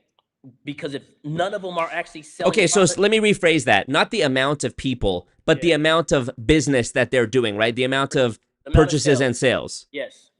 Okay. Because here's a contention I have with every MLM, right? Okay. Every MLM seems to always say, like, really stress sales. But if the sales we're referring to that benefit me as the upline to John Smith and whoever and Jane Smith, if the sales I'm talking about are just the purchases of the next generation of recruits, then I would sort of question whether those are even genuinely sales. Those are actually purchases. It's actually the opposite of what we're saying. No, because they'd have to sell the products for the document for the sales volume to But count. again, we don't know that. Okay. Right? So what I'm saying is, if somebody's saying, hey, I'm doing a customer direct, right? We got 3 options on as me logging onto my thing to get products out. If I'm doing customer direct and I'm doing fake custom, me as a brand new distributor or you as a brand new distributor, if you're doing that, that's all money out. That doesn't make sense. Nor would I want my people to do that, because all I'm doing, imagine me saying, hey, buy this, put it under your grandmother's name, right? Send it to yourself, put it under your grandmother's name, put it under your grandmother's name. This person made no money. They spent money on trying to say they made a sale. That doesn't benefit them. That doesn't benefit me. Why? But if you do that enough, when you get some sort of bonus, like walk me through the bonuses that are there. Like here, I'll search up the word bonus in the compensation plan. The reason why it wouldn't work, and the reason why you wouldn't be able to do that enough, is because for you, like, you would have to also be building your team. You would have to build your team based on all of you guys buying a bunch of volume and documented it fraudulently to nobody, instead of just saying, let me go really care about people and go get customers. Right. Well, the reason I'm asking this isn't to be like tricky. It's because I'm trying to understand something, right? Like there's the basic fundamental principle of like supply and demand, right? So if the business is about selling the most products, why would I want to go recruit my own competitors who are going to be selling the same products as me when I could just be selling those products to more customers myself? That's what doesn't make sense. I sort of liken it to being an ice cream man in a neighborhood where I have an ice cream truck and I'm driving around. It's better for me to just have a monopoly and be the only ice cream truck in town, right? Why would I want 10 other ice cream trucks unless I'm somehow getting a cut? So this is what I'm trying to understand, is how is it benefiting me as the upline to John and Jane Smith, or you, Super Mario, as my upline, who's then the upline of, like, how does it benefit you to have a team? Why do you want that? Well, two things. A, the time and effort to take care of the entire market with like nutrition, appeal to everybody, we don't have it, right? Even people I know that are huge personal sellers, there's still enough people to sell to. That's one thing. So our competition is overweight. My competition is overweight people, or obesity. My competition's, underemployment. It's not other people that are also wanting to do it. So even people who are in other companies, I'm like, go ahead, please. I'm just glad that you're doing something for yourself, right? That's one thing. Okay. The second thing is the things like the bonuses and everything else come from your overall organization, meaning they're not personal sales volume, but organizational. And I'm gonna say sales volume, not purchase volume. None of that'll count. I can have 10,000 people buying inventory that's like 1,000, and I should get paid on $1 million worth of volume, but because none of them are sales, that doesn't benefit me. But what I can do is teach people how to be salesmen of the products. You know what I mean? Whether they just straight selling or they want to actually help and coach people, either or, like, make some bread, sell whatever. You know what I mean? But help people, and you'll be more profitable if you have a righteous endeavor in wanting to see people look and feel better, or be able to tackle some type of problems and issues that people have, that our products do address. That's it. So I understand that you're just doing the hypothesis of why wouldn't I? Sure. For me, it's inconceivable to even think about trying to do it, because that creates money out. When I'm trying to help people, show people how to make profits, there's not, you know what I mean? Well, that's my question, is like, how is it not taking money out of your pocket by recruiting people who sell the same thing as you? To me, that's like the ice cream truck thing. Like, why am I recruiting my own competitor? Wouldn't it benefit me as an Herbalife distributor to be like the only Herbalife distributor in my city, that everybody who wants it's got to come get it from me? Where I'm from, the area I'm from, there's millions of people. It's impossible. It's impossible. But so are you getting a cut of your downlines stuff then? No, when the company's going to send a check. Okay, so here we go. Now we're on the track of what I'm trying to understand. Well, you already read it. We already talked about it, right? So Okay, so then I think I understand. So here's 35%. Let me just walk you through it, go ahead. slow, right? As a non-supervisor, we already talked about the 25, 35, 42, Yes. right? Yes. The difference, we already are clear that happens. Yes. Right? Now, when you get to 50%, then whatever personal sales volume you have, right, goes into what's called royalty. So me, like suppose you sell 2,000, the company pays me a royalty based off that 2,000, but that 2,000 is also 3 levels up. So my sponsor would get a royalty check off that, and his sponsor gets a royalty check off of that. None of it's come from you. Like you've already got your stuff. Now, as you start to, because you're a supervisor, get supervisors, then you qualify to be able to get royalty. And so that's when it starts getting crazy, because when you have a lot of people that are at the 50% level, they're going to be inspired to obviously, sell more because they're at the 50%. So they're gaining that. And then for me as an upline, I'm saying, okay, that's one level to have a different type of lifestyle, show somebody else how to get to 50%, maintain a great, customer base, grow a crazy customer base if you choose to, but also introduce somebody to the company and show them that, hey, you can sell and you could teach people how to sell. That becomes better. And then the higher amount of overall volume that gets done, that's when you have increases in like production bonuses and everything. Not people, of course it takes people, but I'm not counting, hey, I got 30 people, this gives me something. Hey, I got 50 people, this gives me something. Hey, 2 by 2 by 5 gives me something. No, overall sales volume is what everything is going to be based off of. So it's just like, how productive can we be? And then how many people need to be. And the crazy thing is through my highest months, right? Like I said, Herbalife legend, in a very short time, the average of what a supervisor was doing was maybe like 2,000. Yeah. Okay, well, we're going to get to the averages in a sec because I wanted to ask you about that too. But I want to go down a different hypothetical that's not about recruiting. Let's say I join Herbalife and I'm your downline, but I'm not interested in recruiting at all. Like, let's say I have paralyzing social anxiety and I only want to try to sell the product. So let's use that that container you had, the cookies and cream. You said it's $50. Is that right? I was just saying something easy. Sure, yeah. Let's $35.99 or anything else. It's okay. Yeah, so let's say $50 worth of whatever it is. So if I wanted to make $500 in a month, just like some extra money in a month with Herbalife, just selling, how much would I have to sell? Because I'm starting out at 25% commission, right?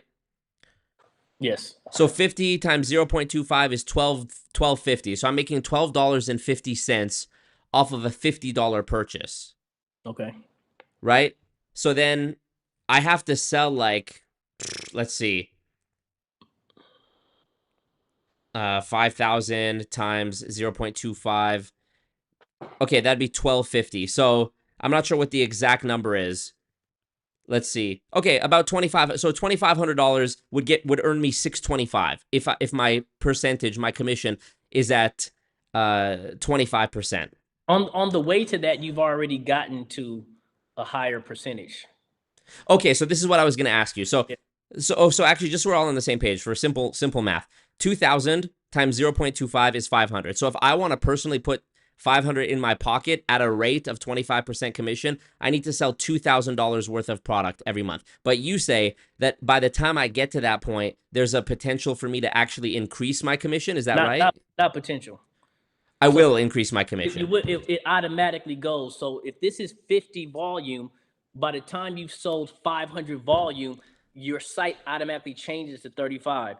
When you sell 1,000, it's going to go up to 42. When you sell 2,000, and this isn't even in 1 month, this is over the course of 2 months, right? If you sell 2,000 over the course of 2 months, it automatically changes into 50% on the earn base of the product.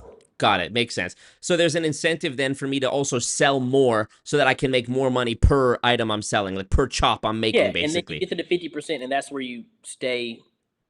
Then you'll stay. So 50 is the cap. 50 is the cap off personal retail profit Makes sense. off the So then earnings. if I want to go beyond that and I want to earn even more money and sort of partake in the bonuses, is there any way for me to achieve these bonuses and make like, I've seen people, even in the income disclosure, it talks about how there are people who make like 10, 20K a month. Is that possible just from, I mean, you'd have to sell an enormous That's amount selling at a an 50. amount. Let's just agree, just for the sake of ease, it would be I'm not going to say impossible, but it's implausible that somebody's making 10K plus a month just from selling directly, like at 50% commission. Is that fair? Yeah, for sure. It's implausible. So then how do I, like, let's say that's my aspiration. I want to go all in. I want to go big in Herbalife and become an Herbalife legend. How would I then get to that point? If I've maxed out, I'm at 50%. How do I get these bonuses and this extra money that's going to get me to that point? So we were talking about selling, right? Like 20,000, right? To make the 10,000 we were saying, right? What you would do is have a downline of supervisors who then begin to start having 20,000 in totality, 3 levels deep for you, right? So, Marco signs up John Smith signs up Pocahontas. I'm now 3 levels deep through you, right? In accumulation of 20,000 and up. Like, so that's the whole point of recruiting, of saying, hey, please, if you want to sell a lot or sell a little bit, you have the prerogative to. There's another way of earning income by showing somebody else how to sell a lot and a little, and the amount of sales that are going to be able to happen in a month. So it just depends on how much I'm teaching them, how much I'm bringing them to a place where somebody who's better than me is also showing them how to grow a client base through whatever method they want to grow a client base through, right? And then be able to maintain some consistency through follow up and, building. We build communities too. Sure. Had a healthy active lifestyle community for 13 years, which is phenomenal. Right, because you want to have consistency on the products and you want to have consistency for results and sales too as well, right? So would it be fair then to just say, like, if I just wanted to simplify and give like a one-word answer, would it be fair for me to just be like recruiting? Yeah, recruit to show them how to sales. So recruiting somebody does nothing. If you start and you sell nothing, it means nothing. If you Pocahontas and John Smith start, like, it doesn't mean nothing. It's my job is to, first off, I hate recruiting people who just are zeros, right? Because it does nothing for me, it does nothing for them. So, but it's my job is to say, hey, well, what do you want? Do you want to earn a couple little hundred? This is what happens. This is what we're personally doing out here with us. These are other ways that you can be able to get customers, clients as well too. It's my job to teach, right? That's it. So Yeah, makes yes, we sense. retail the products and then we recruit distributors who are selling the product. We're not just recruiting distributors. There's no benefit for me doing mass recruiting. There's no benefit for me selling a dream and saying, hey, just sign people up. It literally will do nothing. So that was my first thing from the PBV or PV. Well, I don't even know his nigga. Oh, Patrick Bet-David. Oh yeah, PBD. Yeah. Okay. Right. That was my initial thing, was like, nah, we don't get paid for signing people up. Right. And then we had the back and forth and we had the like discourse, but like, no, I think that's the biggest thing of it is when somebody signs up, put their name on a dot for that 54 that you read, that does zero. It said gives. No, I get that. I get that. But of course, it's like I've used this analogy before, and you can disagree if you like. But I've used the analogy of like a laundromat that has a meth lab in the basement. It could be a legitimate laundromat where they're actually doing laundry and they have all the licensing and whatever. But the real moneymaker is what's going on beneath that, and the dry cleaner is just essentially like the laundromat is essentially just a front. I mean, I think you could argue that in an MLM, even in Herbalife, the product is sort of just a buffer for what the real money-making engine is, which is recruiting people who recruit people who recruit people. The money-making engine, I like that, right? The money-making engine is selling the products. Yeah, but right? now we bump into another sort of obstacle or contention that I have, which is that you said recruit people to recruit people to recruit people. Right, and I know you're saying sell. Yes, selling, but really it's based on my understanding of what the compensation plan says. Really, it's buying. No, recruiting, because let me. I know you explained it. But it says, where was the thing? Let me just read the exact thing again that it said. Building a sales organization. Okay. My earnings will be based on product sales to my customers and to my downline for their consumption and resale to others. So if my downline is consuming, aka buying, and if they're reselling to others, which of course, in order to resell, they first have to buy it, then really the incentive, like what this translates to, is to buy, not to sell, to buy. But listen, this is what I'm saying. When you buy it, it doesn't count. You have to sell it. If I'm McDonald's, right, and I buy a whole bunch of beef or fake beef, I can't say, hey, we have $100,000 in sales. Like, that's not profitable. I have to then sell the inventory. So even if I buy a lot of inventory, and I think the way that it's phrased is because we have nutrition clubs, right? So at a nutrition club, somebody comes in, we make the shake, we make teas, you know what I mean? They use the products to make waffles and everything else. I think they have that languaging in there because downline members may visit the nutrition club and they want to be clear that, hey, it's still a documented sale. Okay, I got you. Right? But it's still like a smidge, like it's a piece of this have went out into that product. But no, somebody buying inventory to then sell, the buying of the inventory doesn't count. The selling of the inventory counts. So we have to just be very clear on that. I hear you. Okay, this is the last thing I wanted to ask you about or bring up because I don't want to take all of your time. I ain't got no girlfriends coming, so I might as well, you know what I'm saying, talk to you for a little while. Yeah, appreciate that. I know I'm not as good as the girlfriends coming over, but hey, we got to do what we got to do. Good conversation is straight. Like I said, I want you to get out of this whatever you want to get out of, whether like if you could end it and be like, no, like they're really fucked up. Herbalife is really fucked up. They're really doing something because you said meth lab under, right? And I get where you're trying to go, where you're trying to say, hey, y'all want to say sell the products, but yes, I'm a top 1%er. I'm a top 1% business builder, meaning I've increased overall sales to the company, right? To be fair, any purchase made by a distributor is benefiting the company, even if it never gets to an end consumer, but right? Don't make me a top guy. No, I know, but pretend for a second. But pretend for a second you are Herbalife, the corporation, right? Sure. You realize that every distributor who makes an order, whether it's a direct, retail, what was the word? They already got the money. Retail inventory. Yeah, they're already getting the money, so they don't really care. They do care. No, but I would argue, like from a financial point of view, they don't actually have a financial incentive on you, Super Mario, actually even selling anything. Like if it goes bad, if you end up buying products that you intend to sell and you don't actually end up selling anything and you become garage qualified, I, as Herbalife, the corporation, I still got my bread, right? For sure. I get what you're saying to that, but then what happens? Then everybody's done. Then nobody's doing it. Then so in the world of seedy business, you can say, oh, we want y'all to buy because we're gonna get it. That would make for one good fucking month. Right. No, I get that. And then you would have a bunch of people who have, and I've met people who did it, and you know, I found out like, yo, you was buying stuff before, right? Before we had the allocation, and you're like, yo, that don't make no sense, right? You could just got it. Get the money and work hard, but the company would not. It doesn't make sense because then now we have all of these distributors who then are not distributed. But the ease of regular business is the more products is better for the company, right? More sales. Sure. So let me ask you, since we're direct sales people, like I'm a distributor, but let's call it a salesman. Then the more salesmen that exist, the likelihood that we can increase our sales is better than one person being a very good salesman versus a lot of people working on being great salesmen.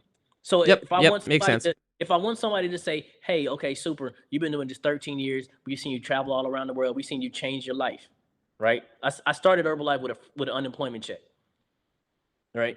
Yeah. Hey, I love what you do. How did you do this? Hey, I grew a team, right? Mm-hmm. I showed them how to get a customer base, and I showed them how to show other people how to get a customer base. And if they wanted to become a different level, right? Ruby level, emerald level, diamond level person, grow your team and make them productive. Yeah. Well, is it, Not just grow the team. It's impossible. isn't there another sort of hiccup with that, which is that, and I've used this diagram before, so maybe just, I guess, because you can't see my screen, I guess just envision it in your head, right? If there's Super Mario here, and then there's 5 people below him, and then those 5 people each get 5 people. Now there's 25 in the next layer, and those 25 each get 5. Now there's 125, and those 125 get 5. Now there's 625, whatever. Yes. The majority of people are always going to be in the bottom, right? Eventually, you're going to... But how about this? You just went from 1. Yeah, that's you. We're just starting with you in this hypothetical. Sure. Yeah. That's the beginning. It's not the bottom. I'm at the beginning. And then you No, for you, it's the beginning. Hold on. I mean, you are someone's downline too, though, right? Like exactly. Now I'm about to walk you through this. You went to the 5, my 5 front line.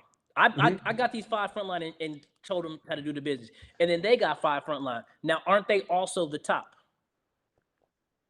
of their own thing? Yeah. If you zoom out, though, they're not. You're not even. So who cares? No, well, you didn't let me finish but you didn't let me finish what my point was. Okay. I'm just saying, at any point, like, let's freeze time with the amount of distributors that Herbalife has today. Yes. The majority of those people are at the very bottom. The majority of those people are the newest generation of recruits, because the real killers and legends are tenured. They've been in it a long time, right? They're further up the chain. Every organization is just separate. So even though everybody's under somebody, it doesn't mean that you're at a top or a bottom, because people do pass the person. I've seen a lot of people pass the person that sponsored them, for sure. So it's not a top or bottom thing. It's the beginning of my own personal organization. Now, the great thing is Herbalife is compensating at levels, but where my upline is and where his upline is has nothing to do with me. The company's paying them, which is great. I'm at the beginning. Now, are most people alive here, the bottom of their family? Yes, because they're born, they haven't had kids yet. But my grandma is a little bit further along, and that's just because she's produced children. I don't have any kids. My twin brother has kids. My sister have kids. So they have a deeper downline than me, and I'm at the bottom of my family. Okay. I'm at the beginning of my family. Well, okay, I think... There's one small contention which makes us not be on the same page here, right? And let me just explain. I understand that there's upward mobility. You could move up above the person who recruited you. You could move down based on if you fall off or whatever. My point is that if you take a snapshot of Herbalife at any point, today, tomorrow, next week, the vast majority of people who are in it, who are shaping the downline of the downline of the downline of the very first person who was in it, the majority of people are going to be on the bottom. Under somebody, yeah, for sure. No, not just under. I mean, almost everyone is under someone, but I mean on the bottom. I think the bottom, which you're trying to press, you're giving it connotation. Let me explain what I mean by the bottom. The day that I started, no, because you want to draw it out. Sure, yeah, okay, fine. But the day that I started, am I at the bottom? No, I'm at the beginning. Well, I'm at the beginning. For you, you're at the beginning, but if you zoom out, you're at the bottom. Like you would actually be at the bottom of your family tree because you're the newest generation. You don't have kids yet, right? Okay. So you are at the bottom of the family tree. You're saying bottom to give connotation. I understand it. You're giving it connotation, but me starting and not having any downline yet doesn't mean that I'm at the bottom, as in my production holds up the whole thing. That's not how it works. But it does, though, because there's still someone above you, right? Someone above me, but it doesn't mean anything. It just means that my production benefits somebody, which that's actually true with everything that we do. Well, there was one other thing you said that I want to sort of contend with, which is the family analogy.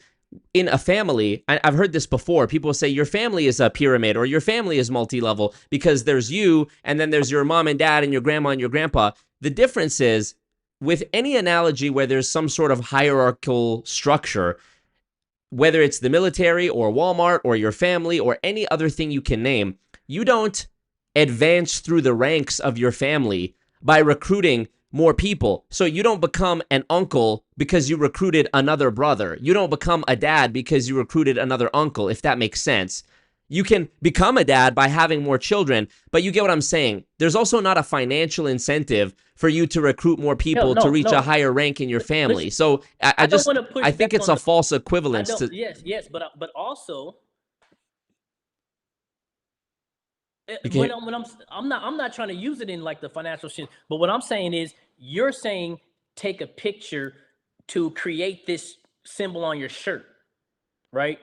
sure, yeah, I've got Right. alwaysmarketmerch.com. You're trying to take a picture as when somebody starts that at the moment there's more new people. Of course, there's more people who have not yet built downline than who have built substantial downline. Right now, I can go very deep in my downline fast if I recruit in a certain type of way. Right. But what I'm saying is royalty gets paid 3 levels up. But you're acknowledging what I'm saying just without really saying it, right? Which is that look, I'll give you this. When somebody starts, they're at the bottom of this picture, but you're creating the picture. The picture isn't something that's like an actual thing that's a thing, right? It's not saying, hey, look, this is what we're gonna do. Like Super wants to be at the top of the pyramid, so I gotta go get a whole bunch of bottom people. No, I want to show somebody else how to create their own organization if they want to get paid. But let me drop a bar for you. This is a conspiracy theory bar. We established like a couple minutes ago. If you don't believe the earth is flat, I can't listen to your conspiracy theories. All right, well that's a whole nother conversation. But just give me a thumbs up. It's flat? About the earth being flat? Is it flat? I don't have enough information to give you a stance on that. Information about fucking Herbalife. I don't know. Well, that's why I'm talking to you. You're the expert. You're the Herbalife legend. I don't know if the earth is flat. I don't know about that one. But hey, maybe you can enlighten me on that on another stream. I think we could have an entertaining convo about that. So we established a few minutes ago that Herbalife, the corporation, is making their money no matter what, right? Like there's 50% margin available to pay out to distributors as their commission, which means for the sales. Plus, for the sales, yeah. But then also from Herbalife, real quick, and I'll let you jump back in. The royalties is coming out of what got paid, and then the bonuses are coming out of what get paid too as well. So it kind of turns into like 70 something. Okay, but my point is just to be simple about it. Herbalife is getting their bread no matter what. Yes, which is less than we're getting. Yes, fair enough. Herbalife is getting their money no matter what from you buying, whether it's a direct, whether it's an inventory, personal, what do you call it, retail inventory, or it's a personal consumption. So let's pretend that there are 100,000 people in Herbalife at a given time, okay? If we've established that the majority of those people don't yet have anyone under them, so, I mean, I know you took issue with me using the word bottom, but just entertain me for a second on this word.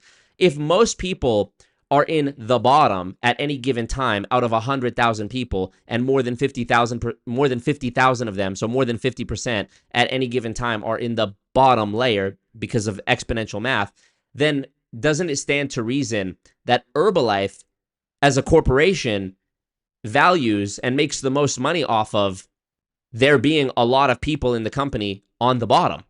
No. Okay. No, because if you're at the beginning of your joint, there's not enough production. You got to think, once you start, you got to go to 500, which is not a lot in terms of 5 or 10 billion.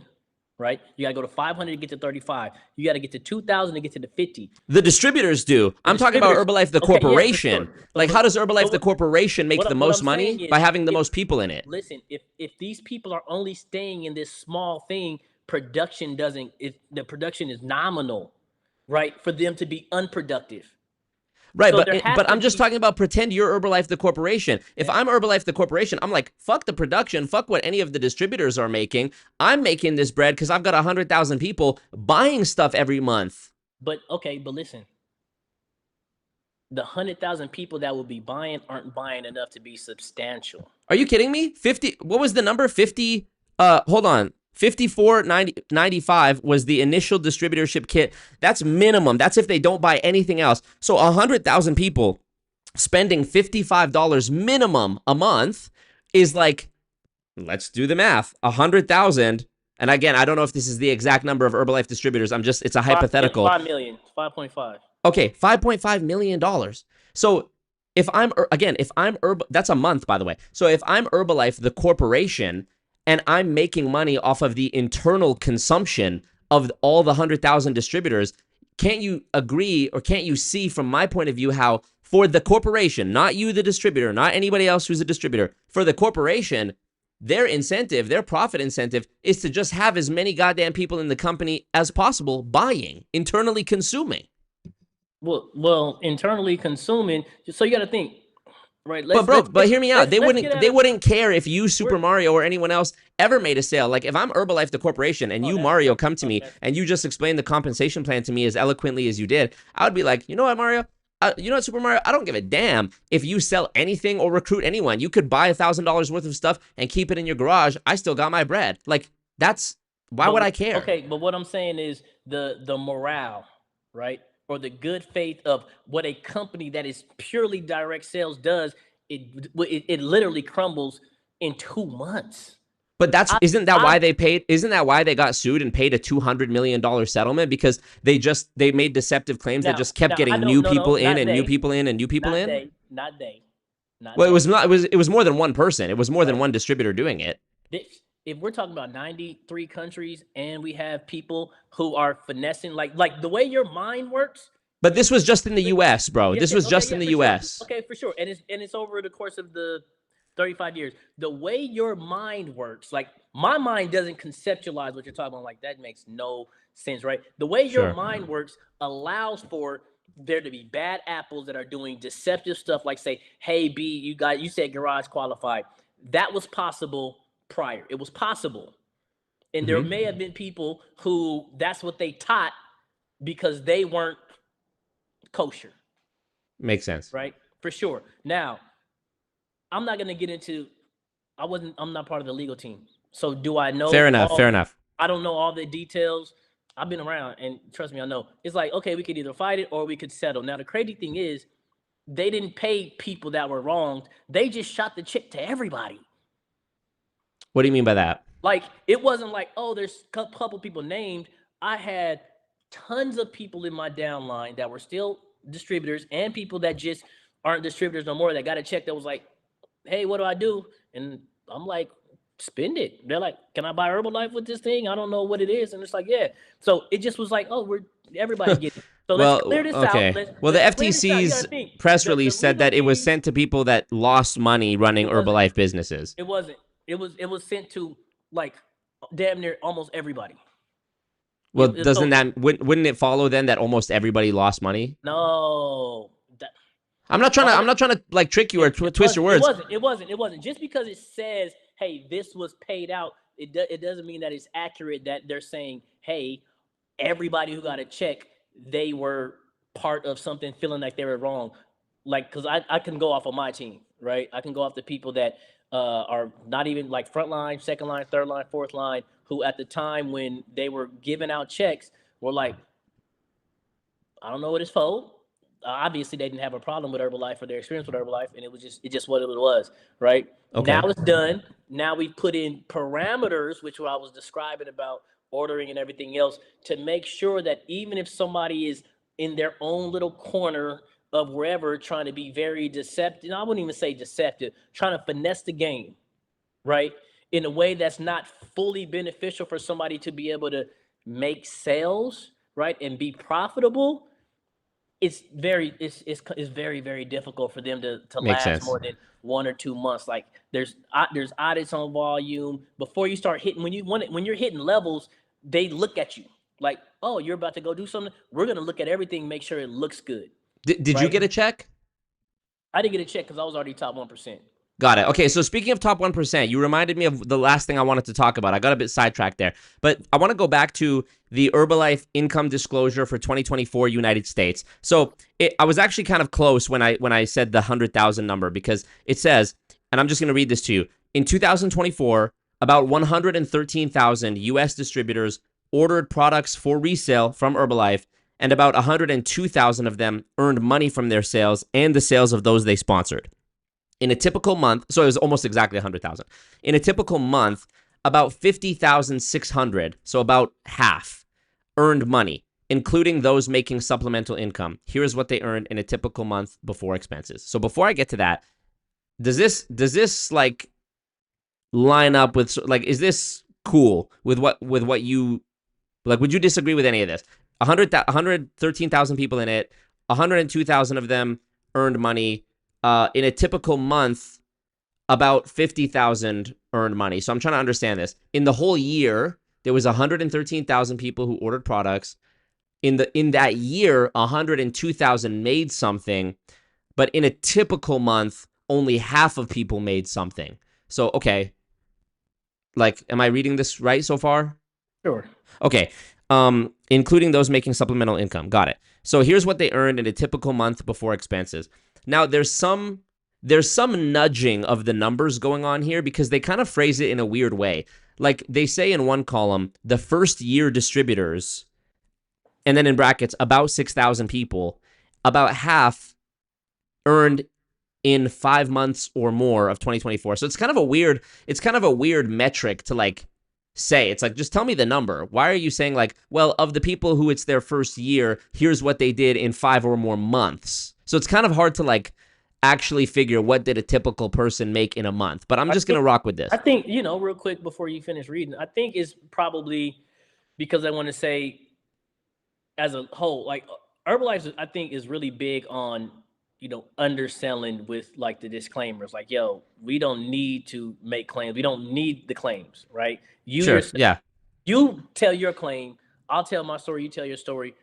The overall claim, we don't need to have this be the big thing. So if you're talking about somebody first year, it makes sense to also put the little caveat of like over 5 months, right? So you're saying, hey, we're talking about once you start really working, you're learning, right? You already had to accumulate from 20 to 50%, which doesn't take, it may not take you the first week like a lot of people. It may take you 2 months or it may be more to get to 50%. So I think they're putting it out there like it's not just a, hey, my first year, this is what happens or anything else like that. No, I got you. And I mean, to be fair, they do also mention in another column how much like the top 1% would earn and like how much of those people have been in it for a longer time than 5. Okay, so of the first year distributors, this is about 6,000 people. About half earned in 5 months or more. So in about half of the year, 50% of this first year distributor group, so 3,000 people, earned more than $154 in a month. The top 10%, or 600 people, about 600 people, earned more than $1,144 in a month. And the top 1%, or about 60 people, earned more than $5,389 in a month. So I guess I'm just kind of thinking out loud here and crunching the numbers out loud. Of the first year distributors, 6,000 people, only 60 people earned more than $5,389 a month. Okay, that's fine. So let me read a little bit more, and then I'll sort of give you my understanding of what the bigger picture is, okay? Okay. It says all other distributors, meaning not just first-year people, or about 44,600 people, about half earned in 6 months or more. 50% of these 44,000 earned more than $268 in a month. The top 10% earned more than $4,982 in a month, and the top 1% earned more than $19,679 in a month. And in 2024, the tenure of the top 1%ers, and you said you're a top 1%er, so this is good to know. In 2024, the tenure of the top 1% typically ranged from 5 to 11 years, meaning if you're in the top 1%, typically you've been in it more than 5 years, but somewhere between 5 and 11 years. And that, I guess, lines up with you because you've been in it 12 years, right? So you're on the higher end of that. So I don't want to ramble, but this is just like what I'm understanding from this, okay? If you factor in the minimum amount that people would have to pay for the starter kit to become an Herbalife distributor, which was what, $54.95, $55. If you factor that in, if you factor in the potential that there was people buying more than that minimum amount to try to get more PV or whatever, if you factor in that these numbers are all an average, right? It said average, typical month. Does it say average? Let me make sure I'm reading it right. It doesn't say average. It says typical. Okay. Here's what they earned in a typical month before expenses. I mean, it's my understanding based on these numbers that the majority of people, meaning more than 50%, actually lost money because factor in their costs, which aren't listed conveniently. It says there's no guarantee. There's no cost after you sign up. There's technically no cost. If you choose Right. to go to a training, right? That's what I was going to say. Not a meeting, right? Like a training. The training might be $10, right? For like a new distributor. Sure. So okay, so factor in the cost, the minimum cost to become a distributor or to get the starter kit, whatever other potential expenses there might be. I mean, I'll take you at your word if you say yes or no, but like I'm guessing that typically people in Herbalife who are actually pursuing success in the company and the business opportunity are spending more than just $54.95 in a month. Is that fair to say? if it's at the beginning, I think it's unnecessary. You know what I mean? Because it's early. Right, but let's say like you got the ball rolling. Like for you, I guess I'll just ask you because you're the person I have here. Like, how much in a month? Maybe you're not comfortable saying, but like, how much in a month would somebody in your position be spending to keep their business like moving? I guess. Oh, I don't have to spend necessarily like for my business per se. I don't have to spend for my business. I do retail inventory because we have a gym where we serve the shakes after the workouts. So I do retail inventory like that. I do retail inventory for sampling. I just did sold drinks at a hair expo. I just sold drinks at basketball tournament. So I'm purposely like buying retail inventory for that, and then I love the products, so I buy a lot of products, just for myself, right? Take a lot of vitamins and everything else. Got it. Got it. Okay. So you factor in the costs that people are spending on the Herbalife products that distributors are spending. You factor in the opportunity cost of their time, right? Like this doesn't tell us how many hours people are working to make this kind of money. So we don't actually know. But this is time that it's unpaid time, right? Any time you're spending on Herbalife, there's no guarantee of income. So it's not a job. It's your complete part-time hustle. Right, exactly. So it doesn't factor in the opportunity cost. It doesn't factor in any other like miscellaneous costs. Like you mentioned trainings that might be $10. But what if somebody's going to go to an Herbalife event? Like they might have to travel for that. They might have to get a hotel. They might have to buy a weekend pass or something like that, I imagine. Which would be like once a quarter. So once every 3 months. Yeah, for sure. So I mean, if this is in a year, like, okay, give me an example. How much is a ticket for one of Herbalife's quarterly events? It's like 100. Okay, so it's like 100. So let's say I was committed and I wanted to go to all 4 in a year and I spend $400 minimum, not factoring in food, travel, hotel, flight, whatever, Uber. If 50% of people, literally, 50% of first year and all other distributors are making in a month between $154 and $268 in a typical month, then the amount they're spending on products every month, the amount they might be spending on training, the opportunity cost of their time, the amount they might be spending on events, travel, it's not impossible or unreasonable to see that or to speculate that like 50% of people might actually come out at the end of the year net negative. It's not. Right? It's not unreasonable for your speculation. Okay, so yeah, for sure. But at the same time, there is the opportunity for somebody to be as productive as they're choosing, right? So if somebody's not productive and still chooses to go, because it's not like, hey, y'all, you got to go to a meeting. You got to go to. It's never going to be that. Obviously, it's imploring, you know what I mean? Like, yo, let's go. Not because I want Herbalife to make money off of a meeting, not because I want to make money. I'm not making money off of a meeting ever, right? Sure.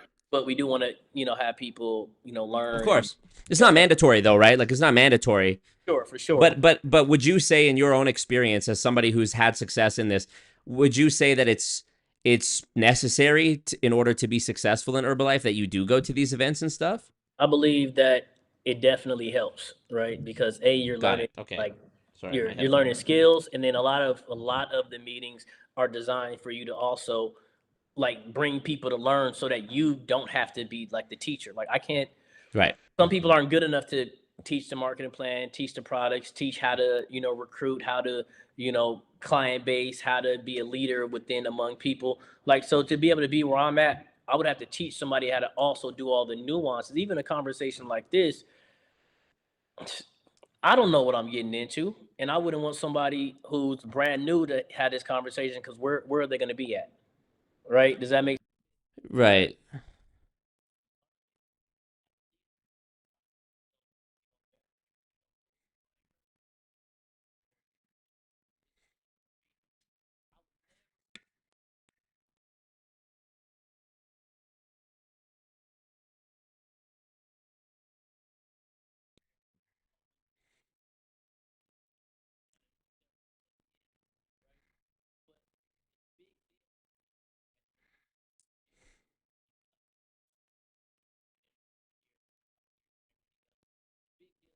no, I want to teach you to do, like, I want you to do this.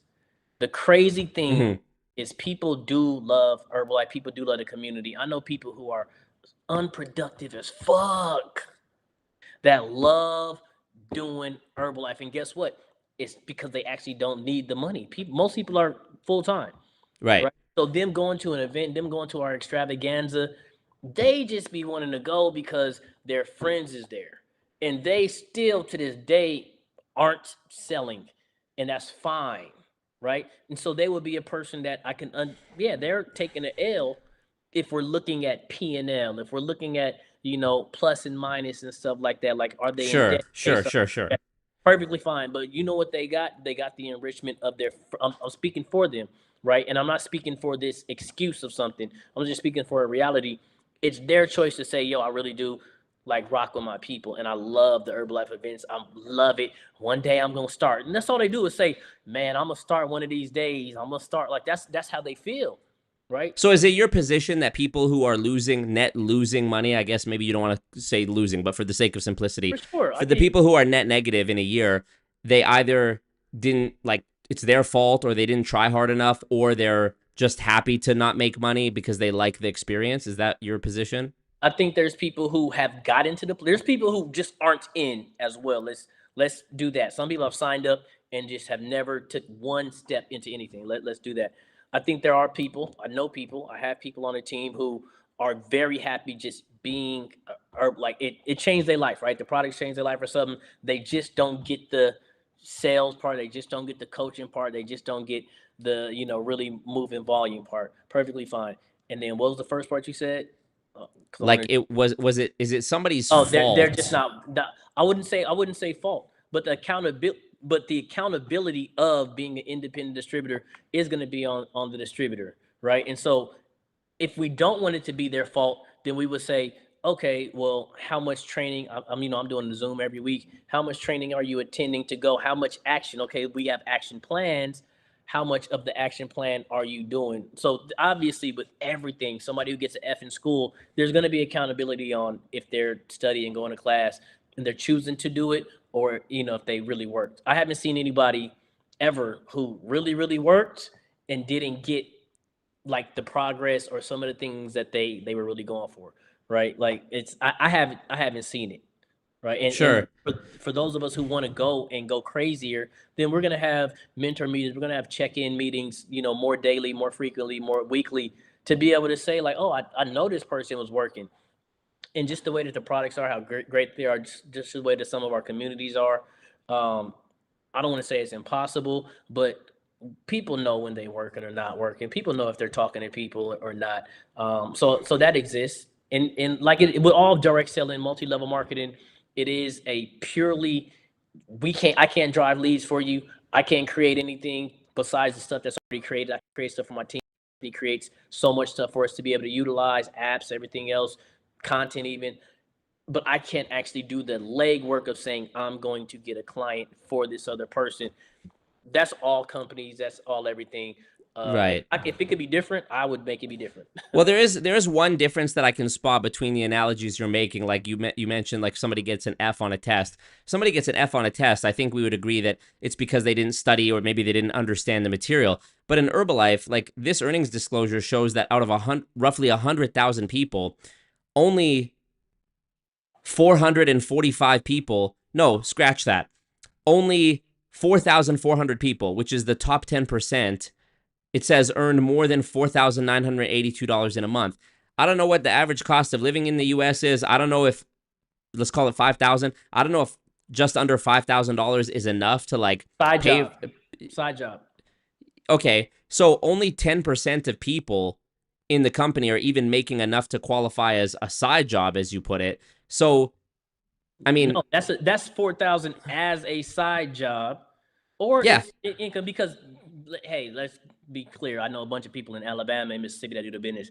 4,000 is a lot, right? okay, so like, okay, but I mean, but I mean, what I'm saying is it's all part time. So when you're looking at that 10%, that's still like in a part time sense. And anybody that's on the way to it, right? They're still they're not accounting for the people that are less, right? To like if you're looking at that much, there's still people who are making less, and it's great side income. And then there's also the simple fact that they're literally taking everybody. So they're taking people who have not done anything, like they disappeared. right, I sponsored a bunch of people who were very excited, and literally you just like, yo, hey, come through. Let's, come to a meeting. Come, let me show you what to do, whatever, yada, yada, yada. Let me show you how to talk to somebody. It never happened. So that's also included. But what I was going to say though about this number is like, forget about if it's a lot, if it's not a lot, depends on where you are, whatever.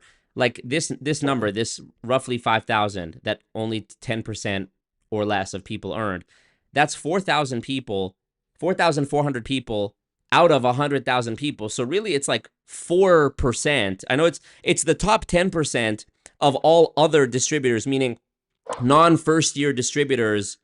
About half earned in 6 months or more. So it's not a exact like subset of the sample size, but out of 100,000 people, 4,400 people is about 4.4%, right? So the reason I'm bringing this up is because you mentioned the thing about like if someone fails on a math test. I don't think it's the same, because if somebody fails on a math test, it's because they didn't understand it or they didn't study, okay? In Herbalife, though, just based on the numbers that they themselves publish, if only 4.4% are even making enough that we could argue is enough to live off of. Part-time. Sure. Part-time. Okay, sure. You got to think. Then that means, no, then hear me out. You're trying to put it out there like this is the only thing that they're doing. It's besides the point. Let me just make my point. It means that the other roughly 96,000 people who are not making enough, in order for them to make more, they'd have to recruit more. But 96,000 people, if they each recruited, let's say, 5, we're now at basically 500,000 people. If those 500,000 people each need to recruit 5, we're at like 2.5 million people. So this sort of goes back to the problem that I have with Patrick Bet-David's company, Herbalife, and every other MLM, is that this endless chain forces the majority of people into the bottom. So even somebody who's joining Herbalife today that wants to join, if there's 100,000 people, which from their income disclosure, it looks like there is about that many. If there's 100,000 people that earned money, in order for the vast majority of them to level up, the amount of people in the company as a total, we're getting to the point where it's like a small country's worth of people. If we just go one more layer, if just the bottom 96,000 people approximately, the bottom 90%. Oh, come on, Marco. The good faith is you're saying it like that's actually happening. No, that's the problem. Is it's not happening. Exactly. So we agree. But isn't that the proof? I know what you're gonna say. I have a feeling I know what you're gonna say, because I've heard this before. Is that people say like, if that was, how come it hasn't happened yet?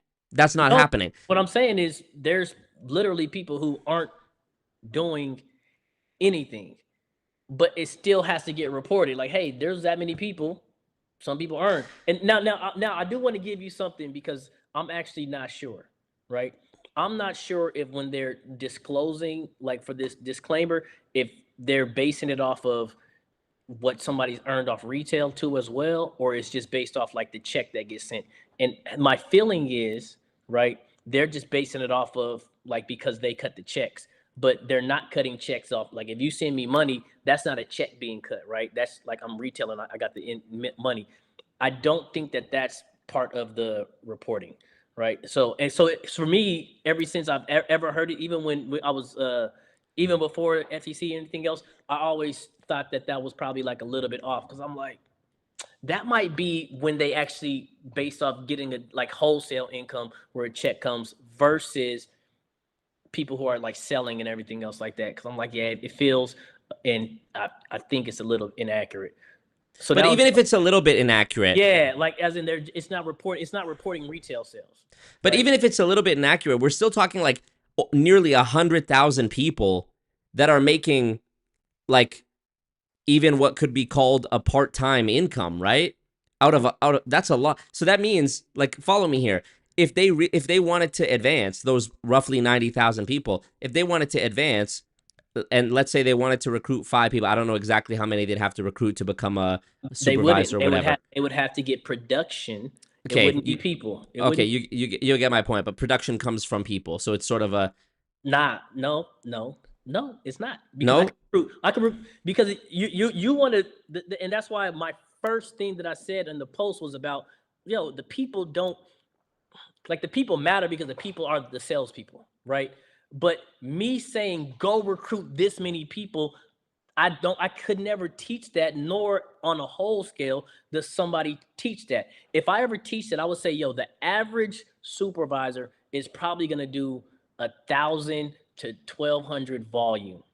If you want to get to the level where this is your royalty or this is your royalty based off the average of volume, you I might get want you. to get that, right? I But get I you. But wouldn't say go get 20 people because that's not the that guarantee. makes sense. But you I'm get my teaching point, right? You get my productivity. point that if these people, even a good chunk of these people, if even half of this 90 some thousand people wanted to build a team, it's going to explode. Like the exponential function is going to explode these numbers to the point where we have like literally millions of people. Oh, I wish. I And wish. I know you mentioned like that's not happening, but Yeah. isn't that the proof that it doesn't work the way that the compensation plan is outlining it to? No, I think what it does is, and I've seen this from other people who are in the multi-level industry, right? I always look at it as I'm an Herbalifer. I'm not a networker. I'm not an MLMer. I won't do no other companies. I do Herbalife. So I don't like, we don't do the tactics and all the other stuff. It's kind of weird. But we were learning that in all companies, most people never, right? And it's a personality thing, right? You're very personal. I don't know how you are in real life. You could be an internet person where you have a little bit more confidence, right? Most people, right? And it's not a shot, right? I know people who can speak good to the phone in real life, nothing, right? Most people do not do the business, right? Okay. Okay. That's it. And when I say do the business, they're not trying to be a business builder, or they're not good at it. They're in their way, which is why a lot of, and I think you probably agree, a lot of multi-level marketing, direct selling companies, they encourage personal development, right? Because Mhm. we want people to think more highly of themselves, because then they can do actions that are very uncommon, very uncomfortable. A conversation like this, or meeting somebody like you out in public, or your followers out in public, will make somebody very uncomfortable, even if they were righteous in what they know and feel about the company, right? And so we push personal development because we had to get people who are, scared, doubtful. I used to have stage fright. Mind you, I get flown around the world to, teach Herbalife, share my story, all these things, show how to grow a client base. I was had stage fright until I started Herbalife and just had this different type of push. I would Yeah. duck out of class like I'm gonna write something, I am not going, right? And that's just a personal story, right? So, but it lends to, in me being in this industry and having a chance to talk to people, people are scared. People are fearful. People are unskilled. And a lot of people can start something and never get into it. And I think that's where a bulk of the stuff comes from. And I think that's where a lot of ammunition can come from for detractors, right? I'm not saying you're invalid. right? I'm not saying that you're going to necessarily be invalid, Right. but we have to look at it a little bit more broadly instead of saying like, oh, it's going to be. I think it's a very fair opportunity. I think a lot of people can do a lot of things that they wanted to. Most people don't.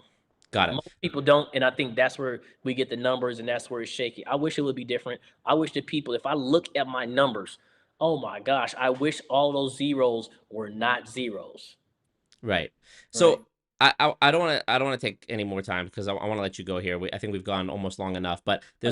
there's a couple questions from people in the chat. So Based If True asks, ask him, why doesn't Herbalife just sell products like a regular company? I'm guessing he means like in retail stores like Walmart, Target, whatever. He says, why doesn't Herbalife just sell products like a regular company? And why would any business require that a product requires an interaction with a person that isn't a customer? So I guess it's two questions. So maybe you can answer the first one. Why doesn't Herbalife just sell products like a regular company in Walmart, Target, Costco, whatever?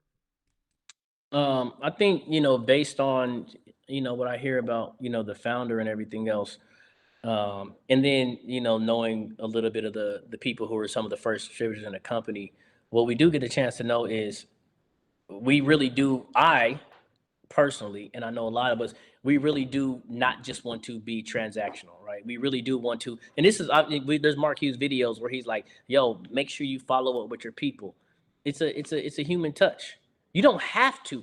You don't have to touch me. You can order through something. But I think having direct sales is profit sharing. So take, and that's the thing where it's like, okay, let me go very, very slow so I could be very concise. If a company is selling a product, right? The company has all of the profit besides the people that are in manufacturing, delivery, and managerial of a store or something like that, in the back office of online stuff. What we've had a chance to do is bring, we're the highest selling nutritional shake in the world, the highest by far. Herbalife's the number one nutrition company. Just Google number one nutrition company, Herbalife's gonna show up, right? With that being said, with the highest sales, this many people being able to benefit from the sales because we're the ones doing the sales. And so the income that's been generated from the people that are small and the people who are large, who have created organizations, who still personally get clients to be able to have this because they build sales teams to distribute their products, right? And saying, hey, if Herbalife wants to get to 10 billion in total sales, it requires me to be more productive, helping people, with products that can do something beneficial to their life.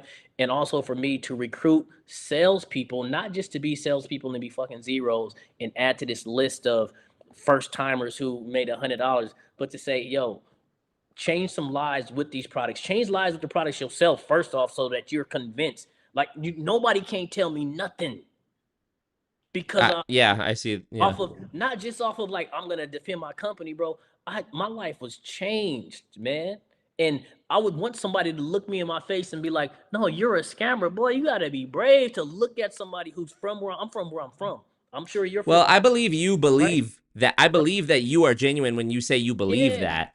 I I mean, don't believe it, I know it, right? Because I'm not talking about a belief, I'm talking about what's happened for me, yeah, but right? you're just you. You're just talking anecdotally, right? Like your Yeah, of experience is course. not a reflection of the majority of people's experience, right? So it's Yeah, but I'm still answering this question where I'm saying that's what's possible. A company could sell this, they could sell this in the store, right?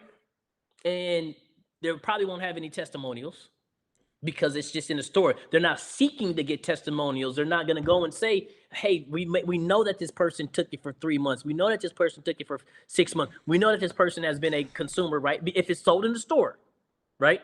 They do not, where are they going to get somebody to say, hey, I've been on Herbalife since 2012, and this is what happened to me, my family, my mom. well, if the product is really good, they shouldn't have to do that, right? But okay, but when do you get a chance to get the testimonials? Well, isn't that what companies that sell in stores do, like commercials and marketing for? Why would you need a actual person to do it? If Paid anything, actors. Paid actors is different than saying in real life, I have a book full of people that's lost a lot of weight. right? But it's more risky to do it in real life because people making real claims in real life, is potentially like a legal liability, where if it's a paid actor and it's an advertisement, it's a little more safe, I guess. Yeah, And yeah. that's exactly what Herbalife got in Let's trouble believe for. that, I know Khloe Kardashian, they got some products that they're taking. Let's believe that it is what it is, And like right? reviews, what about reviews, written reviews? Like, For sure. okay, All so of could it, you just say, all of it works. All of it works. But what I'm saying is, to answer whatever, I don't remember the name. No disrespect. To answer him, at the end of the day, it's a company that loves the distributors.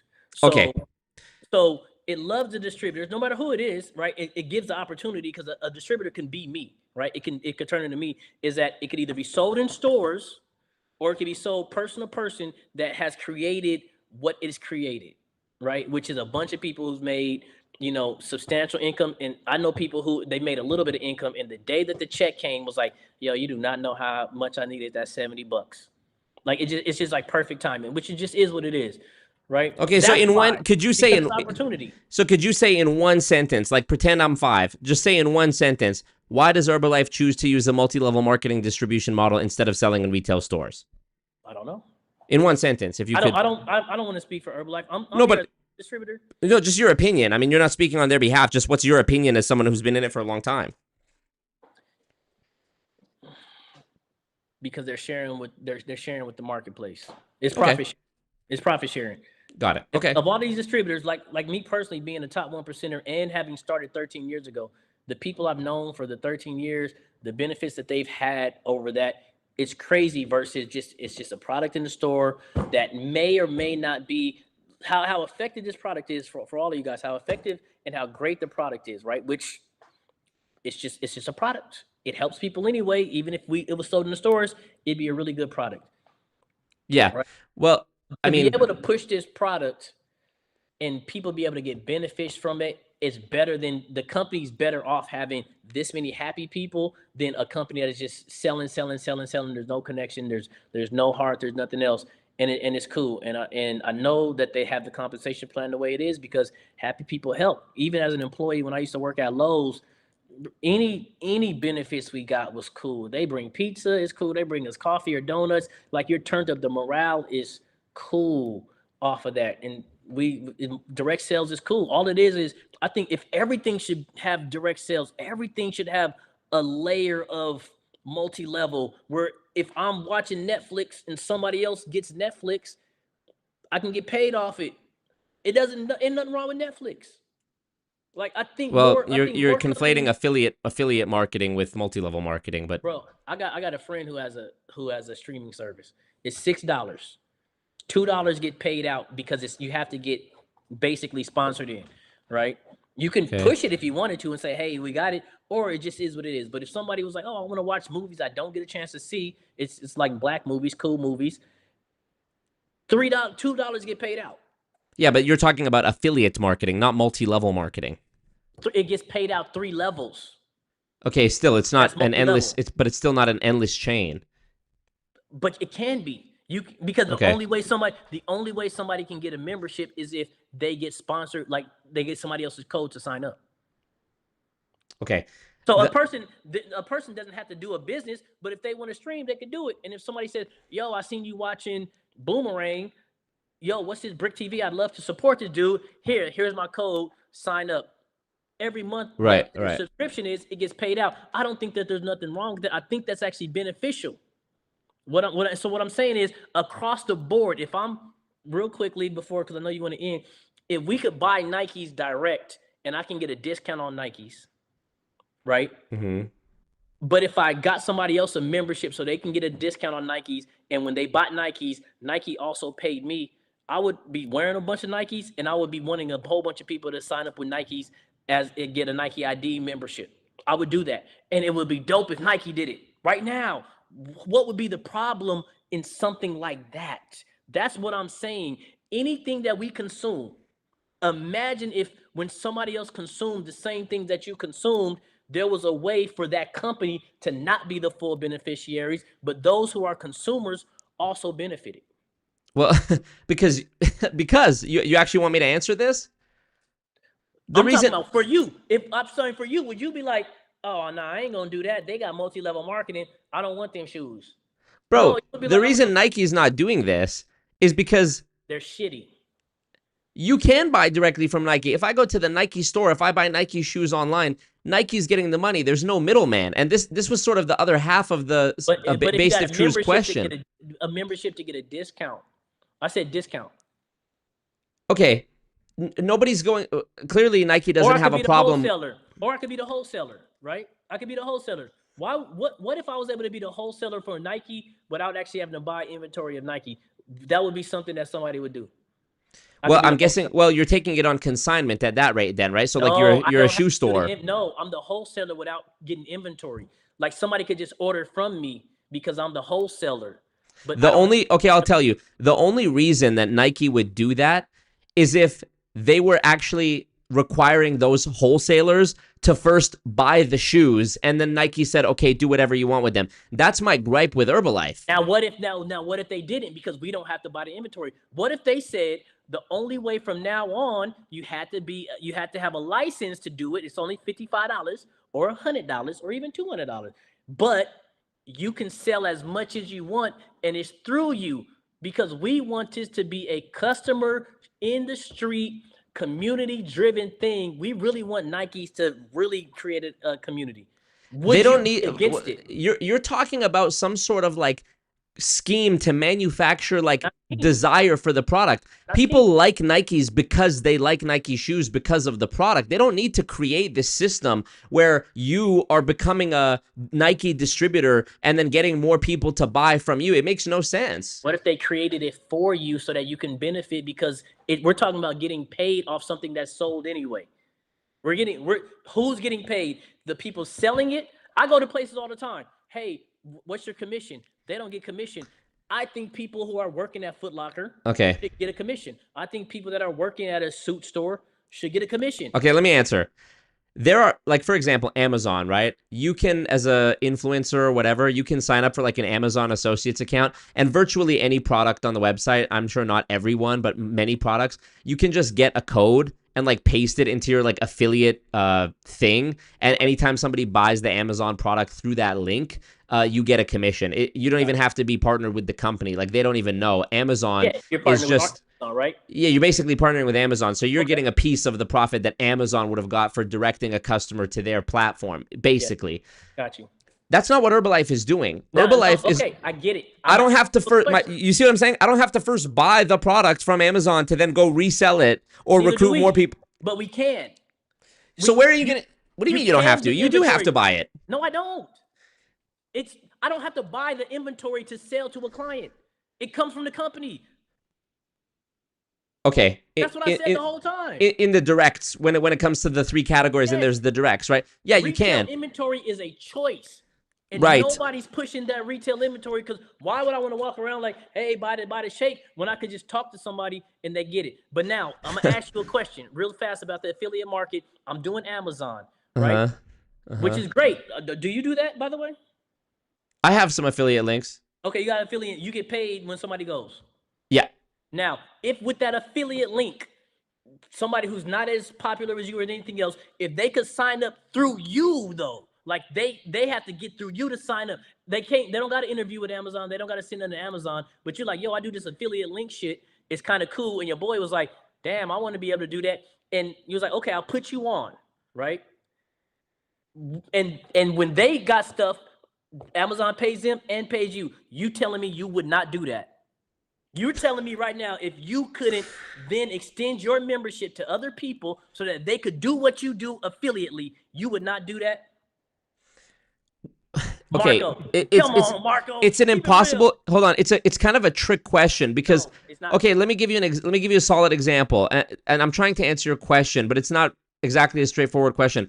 For example, a lot of the products that you can like affiliate through Amazon, they're only giving you like a 5% commission, for example. If I'm bringing in more people who are selling through me and they're selling through them and then recruiting more people, like you can only chop up this 5% of profit however many times. Like what, I'm going to get 1% or 0.1% depending on how many people. What you're doing is you're putting what you're putting on it, making it seem like that's what it would be. You're creating this. No, Where else would the money come from? Listen. You're creating that your 5% now goes to 1%. Let's not do that. Suppose you get 5%, but when you do something and somebody else gets on, you get 5% when they get 5% too. Are you telling me you wouldn't put your homies on to say, yo, this affiliate thing is cool? And if they post or not, it depends, right? Maybe. But there's not infinite percent, is my point. But what I said, look, I'm saying you're doing something already. They change it and say, we're going to extend it to be multi-level. If you put somebody on, you get paid too. You wouldn't do that.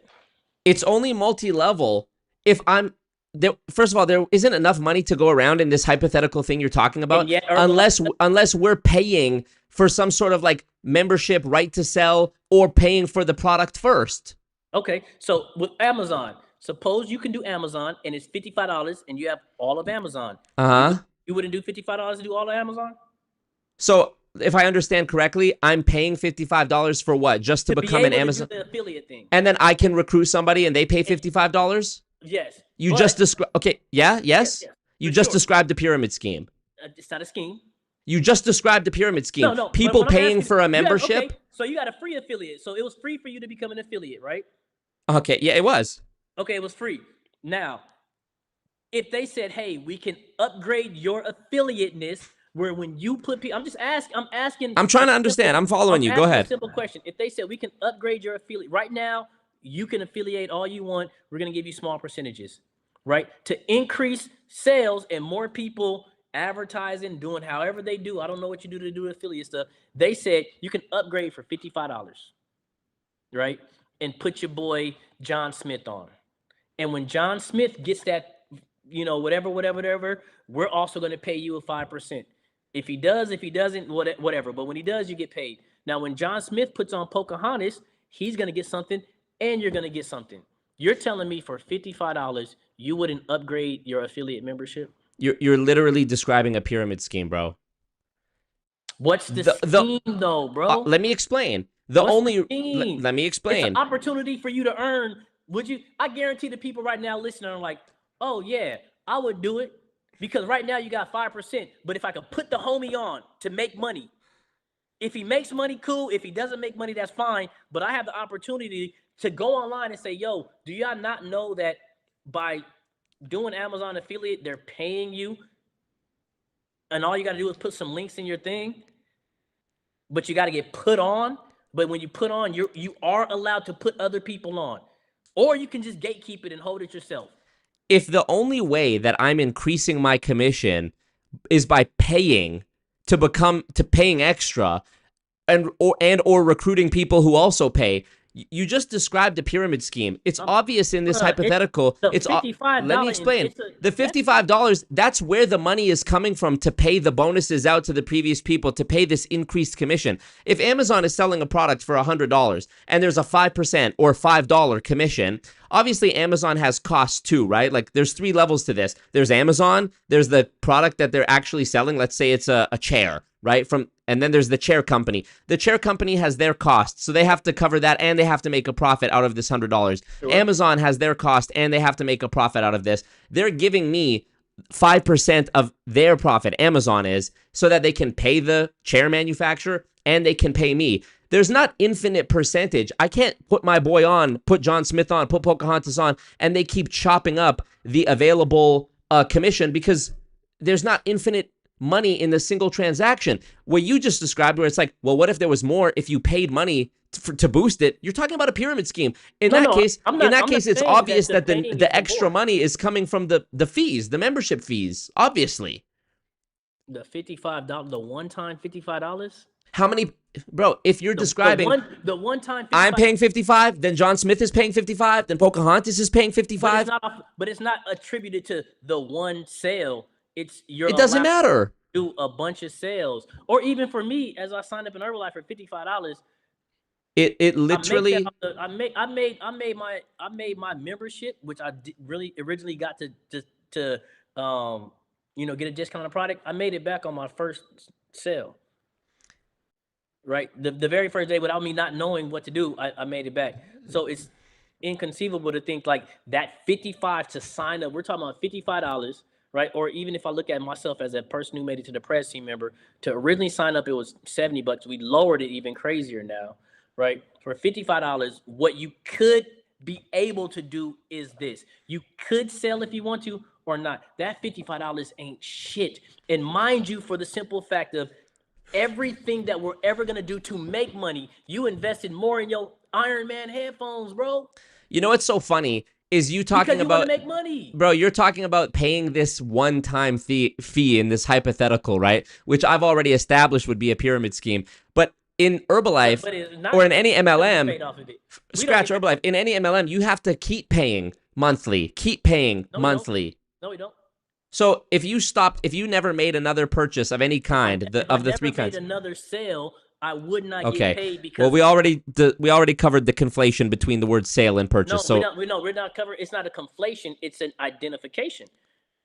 If I buy products, it does nothing. If I don't sell and nobody on my team sells, then nothing happens. Then there's nothing. But there has to be sales. That's it. I'm not talking about buying products. I'm not talking about, I bought this retail inventory. Yeah, that does nothing for me. It does nothing for my upline. It does nothing for my upline's upline. We're talking about sales. Okay. I'm moving on to another question. I still love you, Marco, man. We you know what I mean? Don't turn up on me. No, it's all good. It's all good. Okay, look, the next question is from, it's not really a question. It's more so of a statement. Jerusalem Artichoke says, and I think they're talking about they're talking about our earlier conversation. They say, it is not a long-term solution to weight loss. 12 plus years is admirable. However, anyone with that level of experience would go fully independent and cut the middleman. This kind of informs a question that I actually had, a personal question for you, is like, do you view yourself as a business owner in Herbalife? No, I think you know, if we look at like the gyms that we have, like that's the business too, or people who have nutrition clubs, that's like the business owner. I think in terms of as being an Herbalife distributor, I think we're entrepreneurial. You're right, but I don't consider myself like a business owner except for when I, you know, partake in like a business, the other business structures for sure. Yeah, because I'm guessing the gym, like you pay rent for the gym space and then you have memberships and like that's a whole separate thing. Like, for sure. Like if Herbalife terminated your distributorship today, you would still have the gym as its own business. You could swap out the Herbalife products for a different protein powder and product or a different gym or anything else like that. Exactly. Right. Man, I hope they don't terminate me. Don't knock on wood. No, knock on wood, they don't. But I mean, do you ever worry about that? The fact that like as a distributor of Herbalife, they're not providing you like tax documentation, benefits, wage, salary. Like, does that? No, there is tax documentation, and everything else like that. Oh, okay. But what about like you're not getting benefits, dental, wage, salary, anything like that? Because we're not employees. You know, right? The employees are good, right? The employees are very, very well taken care of. They love the company. They love the distributors. So employees are different. Being independent distributors is like one whole thing. So with a lot of things, and I know, and I've seen stuff as well, and I know people call it an issue or it's a concern, is we're still talking about something that works best as a part-time endeavor, right? Teaching, learning how to be a really good distributor, right? Learning how to build a distributor organization part-time around something compared to who you are when you have nothing. I was in a crazy situation where I had nothing, so I went, right? And it benefited me. One of my good friends who I grew up with, he worked in a prison and he made it to what's called Millionaire Team. Not even able to use his phone because when you work in a prison, you can't like have your phone with you. It's like I can go to the car, right, make some like texts and stuff like that. But besides, it's the phenomenal part-time opportunity. It's a phenomenal side hustle. It's phenomenal extra something. It's phenomenal community to get involved in, right? Okay, I can appreciate that. My level, I can afford, you know, healthcare and everything else. I could afford to put money into, you know, 401ks. I could put money into other, you know, investments and things from, you know, WFG, right? I hope not. It's a policy. It's a policy with, you know, I can still get a national life policy. Yeah. You know what I mean? We're not gonna argue about WFG for sure. Right. So that's it. You know what I mean? Jerusalem. This is a good question. Thank you for that. This is a good question too from Benjamin. He says, Does he, meaning you, Mario, does he get to use the Herbalife logo at his gym? Yes, we actually have like free use, so I could put it on. It's on my car, right? It's a nice car. It's on my car. It's on clothing. Like I don't have to buy any specific licensed clothing. I could buy a shirt, put the Herbalife on the shirt, as well. Our gym have it. We have the products in there. You can market it as an Herbalife gym. You don't have to market it as an Herbalife gym. So we do have free use to advertise. Basically in our own sense, on our own person at will.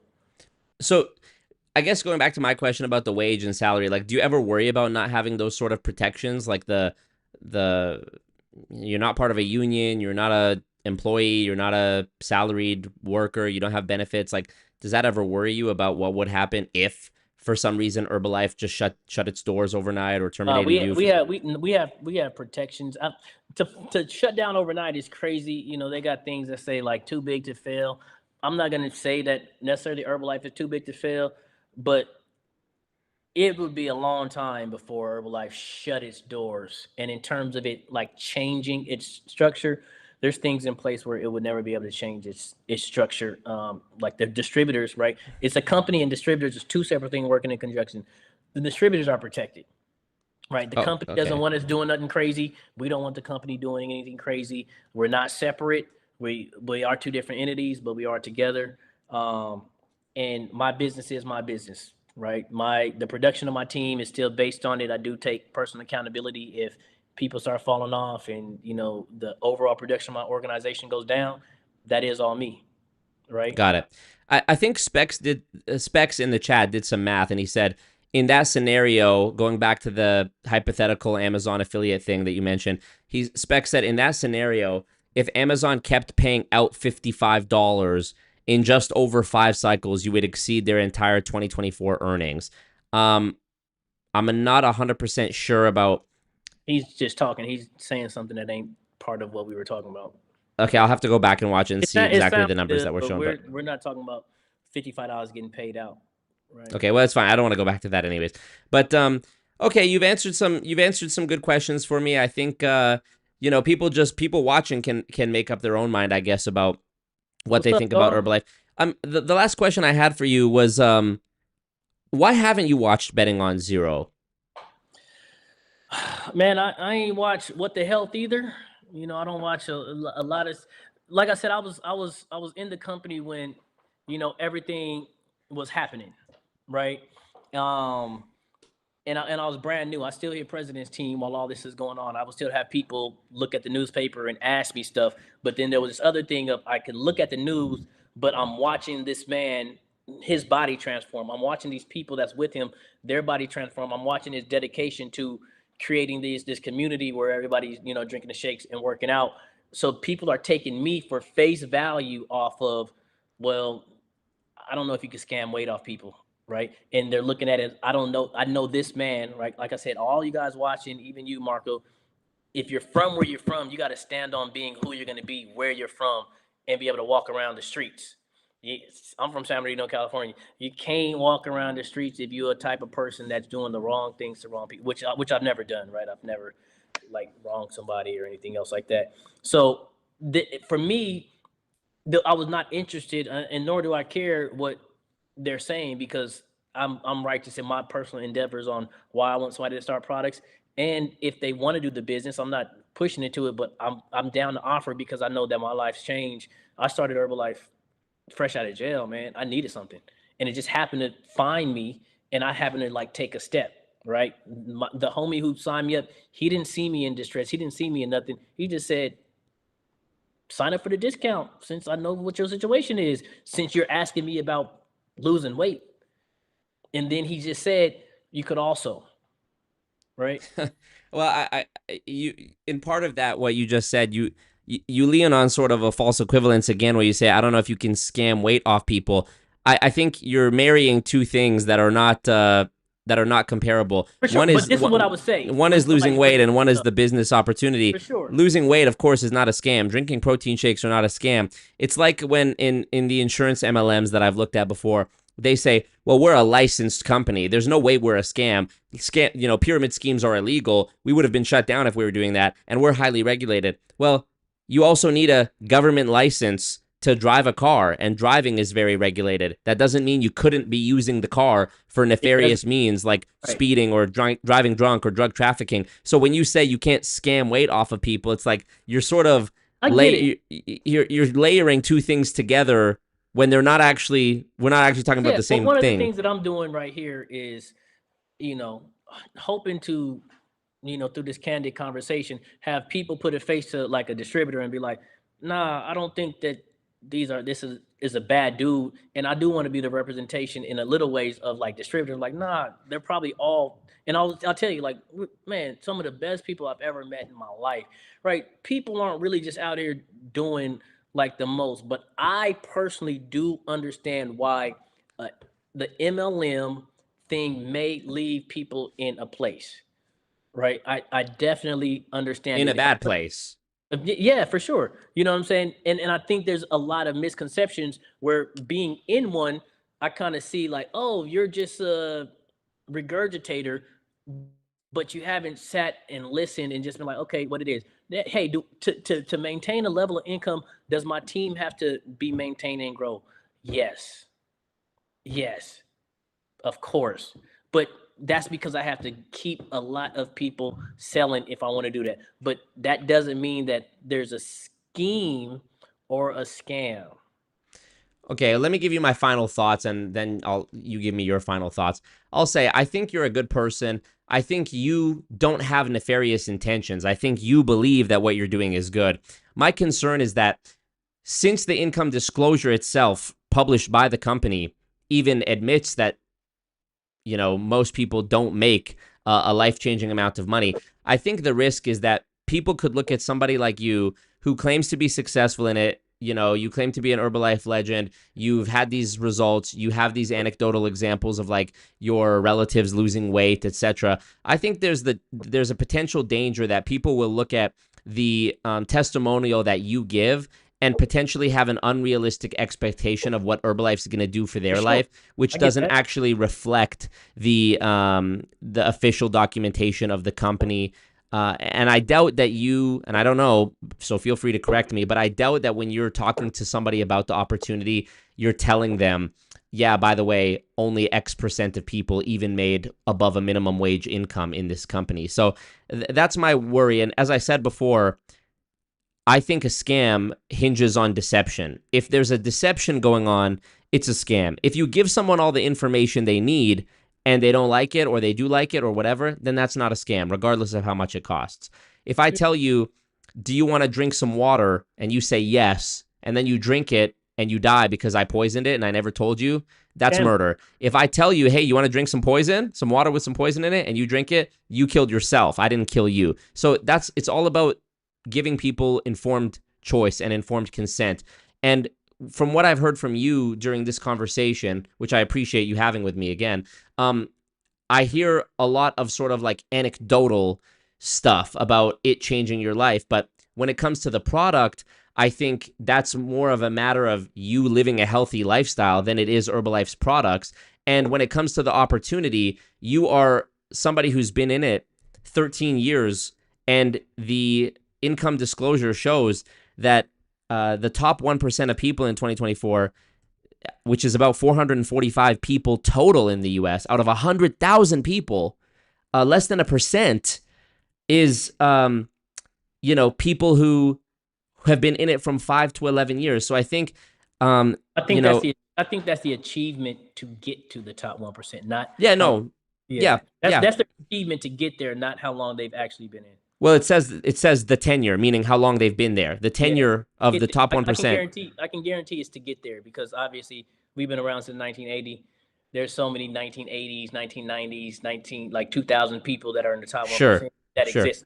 More than the 400. Like our top 1% is way more than 400. So I'm going to just interject and say it's for them to achieve that they put an Sure. average Yeah, 5 to yeah, for years. sure. there's got to be outliers in that, but it's just saying typically. So I'm guessing there's very few like old heads who have been in it since like the 80s or 90s. But too many, way more. Oh, okay. Well, yeah. Regardless, we're talking about a company that has in a typical year about 100,000 people in it pursuing this. There appears to be a lot of churn as well, because it says 6,000 of these people were just first year, like they were just in it their first year. So that it stands to reason that a good chunk of people in year A will not be in it in year B. And which is all personal, right? For sure. So yeah, that's my concern, is that this isn't necessarily a transparent reflection of what somebody could expect. And you talked about being in a horrible place and signing up with a welfare check when you joined Herbalife. This is something I hear from people in almost every MLM, that they joined at a time in their life when things were going bad. To me, this doesn't necessarily reflect a good opportunity. It more so shows that when people are desperate, they'll do things that are perhaps not guaranteed. They might take more risks. They might take more risks. They might take more risks, and they might be willing to do things that they weren't willing to do previously. Or back to the wall, ashy knuckles, pocket filled with a lot of lint, not a cent, got a vent, a lot of innocent. Keep going. I'll do the Eminem verse. Go ahead. You do. Right? The situation for sure. Well, let me. You could. And just one last thing. You said to look up the number one health. What was it? Number one nutrition. Number one nutrition. Yeah. So there's a big pop-up that says when you type in the words number one nutrition company in the world, it says Herbalife is the number one nutrition company. But if you click on the source, it's just some Facebook post from a page, Powerhouse Nutrition, with 3,000 followers. It's just like some SEO. It's just like some SEO finesse, That is right. Okay. All right. Right. But you said to Google it, and when I Google it, it's like it says Herbalife. It's like all SEO. I mean, you can buy this. You can finesse this. I never bought it, but no, not you. I'm saying if I wanted who's the best YouTuber in the world, I could finesse me popping up on Google if I wanted to. Yeah, you could still. You could still say nutrition shakes, sell healthy shakes. Protein shake sales, you can still look that up though too. Sure. Right. I should have wrote down things just to kind of like get a little last joint as well. Sorry. But yeah, no, my situation is starting, and definitely a lot of people is you're gonna move faster based off hunger, right? That just is what it is. If somebody give you something like this, and I got people that I know that are doctors that do Herbalife, and physicians, like I said, my boy was, working in prison. The hunger, and he did move relatively fast too as well. But we were in a really good place, and we had a really good, system. I did move fast for the hunger, as well. And there is transparency, like you said. I'm not, my story is my story, right? And of course, if somebody's starting the products, it is always about lifestyle change. It's do the shakes and lifestyle change. What we see when people say, hey, I quit Herbalife, most people I know that quit Herbalife have also quit lifestyle change, right? I know a lot of people who stop Herbalife and they maintain a crazy lifestyle change. So maybe they don't do Herbalife products. They're still doing products in some type of way. This is right. Like they're exceptions, and that's just going to be, with everything. So that exists. But when I do a meeting, and we do have meetings, that disclaimer that you have, which is what it is, it's on everything. If we have meetings and we're doing a Zoom call, that disclaimer is on my slides from Canva or whatever I made the slides with as I'm doing a Zoom call if we're talking about something. So it's like, hey, these people, we might have a couple people that are brand new share. We have a couple of people that's a little bit more seasoned. We have a top 1%er. You're right. I can only be a top 1%er. I can't do nothing but tell my own personal story, right? But that disclaimer is there every single time, because when things happen, there was that reasonable expectation. We had heard that, and we were introduced to it like, oh, this reasonable expectation. So please, you guys are fucking amazing. You guys are phenomenal. We don't want the perception to be that this is what happens. Your story is your story. What is going to happen is you could do this. We want you to do more. I want people to work and get a life that they would want to go. And I want them to go in a direction to get whatever they can get from the company. Please, Change somebody's life so that your life can change. But if you don't, you don't. I wish they could come back. I wish they would want to get a client. I wish they would want to get 5 clients and do that. I wish they would want to invite these clients to a big workout. I wish they would invite clients to a nutrition club or to a weight loss challenge to be able to be productive. And those people who lives change, I wish they decided to be distributors too and change lives the way that their lives change. If I could do that's the chain, that a never ending chain that I want to happen. And I'll stand on that. Get out of here. Okay, well, I appreciate that. I appreciate you taking the time to chat with me. And I know it's not going to change your mind about anything, but hey, I think Betting on Zero was a really well put together movie. And perhaps you can, it's in the past now, I guess, right? Like the whole FTC thing. So, I mean, if anything, it'd be an interesting thing to learn about just the history and I guess maybe what not to do going forward, or like mistakes that maybe the company made. Yeah, for sure. I would recommend it. I would recommend it. And I only didn't watch it because they gave us so much of what was going on. Like we were in meetings where they're like, "Yo, this is what it is. This is what we're doing to prevent everything else. I want you guys." Like I had to learn what people were doing to understand. Like, oh, how are they finessing? Like I had to learn that. Like, how would somebody finesse? Why would somebody do this? And then you're like learning, okay, oh, this is all market plan manipulation. Like people would do that. I definitely understand. Well, okay, I had a feeling that you were going to say that the people in Herbalife told you that this was like some sort of just like plot by Bill Ackman to like manipulate the market and spread lies about the company to make money. I think I think it's like me and you talking. I think if you get a chance to just be open-minded and just stop, you'll say, I'm seeing good here.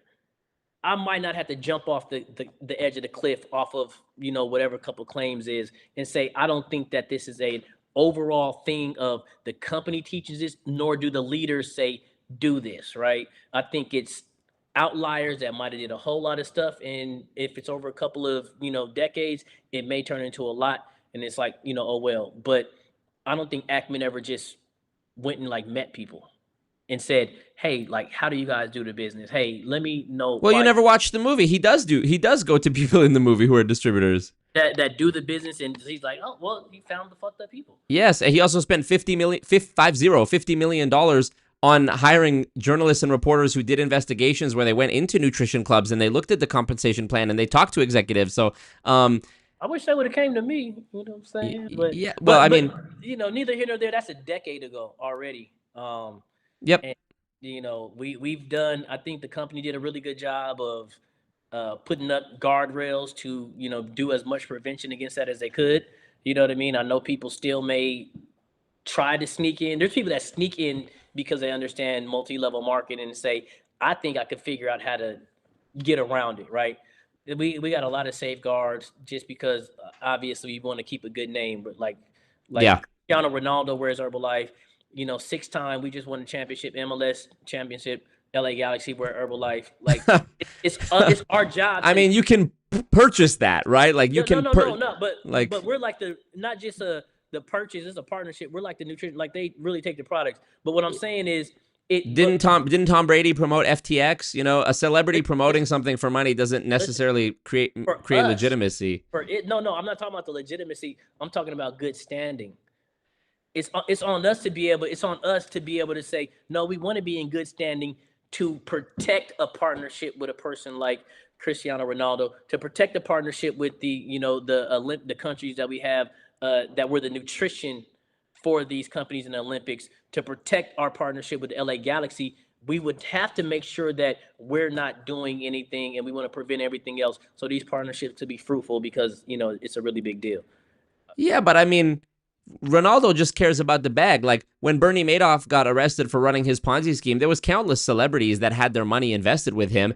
That's like saying that Bernie Madoff had an incentive to make sure he wasn't doing anything wrong so that his partnership with Steven Spielberg and Kevin Bacon was good. He didn't give a fuck. He was making his money. It's like except we do, because we're still in the market and we want to be in the market for the next whatever years. I know It's been 5 years. I definitely I'm gonna do Herbalife for the rest of my life because of the positivity of the compensation plan, because of the positivity of the community, and because of the products and changing. Like, I'm committed to that. Sure. And obviously, right, I'm sure that you're a good judge of character, that I'm not coming from a nefarious place, like I'm not dealing with belief. Belief is the things you don't know. I truly notice about myself, and I truly notice about, my intention and the intention of the people that, I work with forever, including our CEO, top level executives, some of the sweetest people, and all they do is want like really good things for people.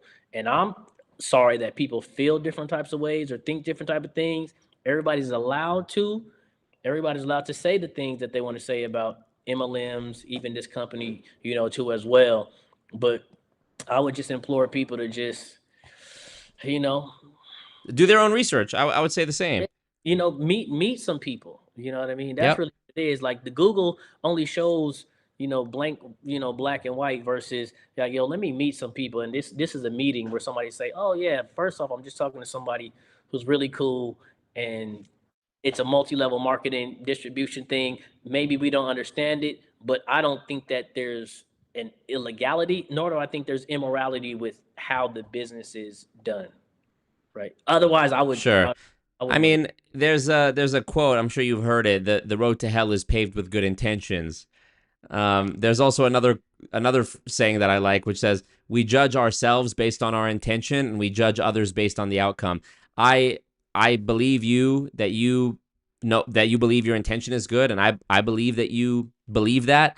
I'm looking at the outcome, and the outcome is that it seems most people don't do anywhere near as well as you do in the company. But I think somebody who's in a desperate situation, like you might have been in when you joined with a welfare check, as you mentioned, might be swayed by your anecdotal experience and end up joining something that's actually going to put them in a worse off position. That's my I guess The big, the summation. big, the big thing is you said people don't do, and I think we just really have to be very honest about saying, hey, somebody like the whole thing is what will you do, right? And you can either do something or not do something. A lot of people sign up, right, you guys?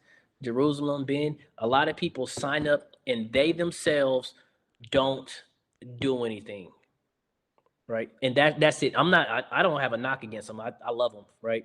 But we're talking about, can they, if they do stuff, will the things that's supposed to happen for them, did the income come in the way they're supposed to come if they sell the products? Yes. If they grow a team and the people on their team sell products, is the income correct? And do the people on those team, are they all satisfied with their profit and then what they're going to get by growing a team of salespeople, not buying products? Yes. If you found out one day that the majority of people who were under you in your downline, who allowed you to live the life you live and make the money you make, if you found out that the majority of them were actually ending up worse off financially by joining under you, would you reconsider what you're doing? I mean, here's the thing about it. If I had a phenomenal income and they had nothing going on, then they also did not contribute to the financial income because they actually did not sell any products. So somebody can sign up and not sell something and be mad like, hey, my upline's rich. I didn't get rich off you. I didn't get rich based off you. The company didn't pay me for you existing. But we did establish that there's a financial incentive to you as the upline recruiting more Only people if who if purchase. yeah, no, if they sell, not if they purchase. I need them to Got it. Okay. sell. I think it's clear. Anyways, um, I really do appreciate you being so generous with your time and chatting with me and having a good faith, cool headed, chill Very cool convo. headed, man. You cool dude, Marco, man. I say keep the good fight, man. I don't see anything wrong with what you're doing. Everybody needs to stick up for other people. Like it's phenomenal to take on that mantle that I'm sticking up for people, right? Yeah. Okay. I appreciate that, and I hope you can perceive my intentions as good as well. Yeah, it was a good conversation. I don't think you tried to railroad me, which is cool. I don't think that you were deceptive in wanting to have a conversation. And like I said, if where you're coming from with understanding lead you to like have your position and you feel the need to take up arms and defend people, it's cool. I do know that it's also damaging. It damages me, but you know I've been through a lot of situations, so I ain't really sweating it, man. Right. But I know those of us who really do this, we're righteous and wanting to Right. help on both aspects. So it comes to territory, and I'm not even here to like change people's minds. at all. It's just a really good conversation, Marco. I definitely appreciate you. Like I said, really really good dude, man. And I'm glad that you have some type of positivity and integrity appearing at the moment in yourself. Like, it's a good thing, but you'll be here for a long time, and I got you by 15 years. It's a long journey. Yeah, I appreciate it, man. Thank you. Well, let me know if you ever want to chat behind the scenes again, like Yeah, privately, and yeah, appreciate you chatting with me today. So if there's anything else, because one thing I do oh, go I ahead. do want to like really get like where you're coming from to like just understand myself. Like, yo, I don't get it, but I would like to find out because I'm like, yeah, I don't really get the maybe hatred, right? But for sure, I'll let you rap. No, that's. I just wanted to give you the last word. If you had anything else you wanted to say, that's all. Oh, thank y'all for listening. Like I said again, appreciate you. I have no qualms at all. Very cordial conversation, as well. Man, don't clip me fucked up either. I'm And I'm not gonna clip you fucked up. No. and and yeah, man, it's y'all should try a shake, man. Okay, well, Try a shake. there you go. There, I think I just will leave it in people's hands to watch this thing and make up their own mind based on what both of us said. And I know I said I'd give you the last word. I actually lied. Um, Perfect. I wanted to acknowledge one thing you said, which is that my endeavor potentially hurts you. And you might be correct in that. I will say it's not my intention to hurt anyone. However, if you're, if I'm trying to help people and me helping a lot of people, like let's say not about you, but hypothetically, right? Like if somebody wanted to help the people who were being scammed by Bernie Madoff, they would have to hurt Bernie Madoff. And that would, I'm sure most of us would agree that that would be like an acceptable casualty of helping a lot of people. So, in Herbalife, or in any MLM, what I see time and again is most people lose money, usually on false pretenses of thinking that it's one thing when it isn't.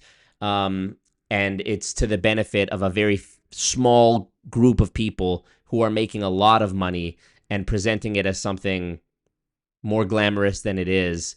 And I think that's just the inaccuracy right there. Is no, that's fair. You can think that. when because you really have them saying they're losing money and that's the benefit to us. If they're losing money, right, it can't be going to us because we can only get paid from sales. So if they're not selling Right. profitable, how could that benefit me in any way? Because I think, well, I want like I everybody said to hear. before, because I think the words sale and purchase are being No, no, conflated and rebranded and actually called the it's not opposite. because the whole point is if you purchase the products, that does nothing for me. I want everybody to understand that if you purchase the products and it's not selling to somebody where you're going to receive the money, it does nothing for the upline. I got it. Well, you guys can Google Herbalife compensation Don't, plan, well, I'm read telling through it and analyze it yourself and see what, see what you understand from it. you, You or I know, just yeah, I mean, they don't have to take your word for it. They don't have to take my word for it. They can listen to both of us and go find other resources and make their own conclusion. So, as they say, the truth fears no inquiry. please look it up, you guys. Look me up. I'll see y'all soon. All right. Appreciate you, man. Thank you so much. Have a good one. All right, dog. Good night. All Happy right. Thanksgiving. Thank you, bro. Happy Thanksgiving.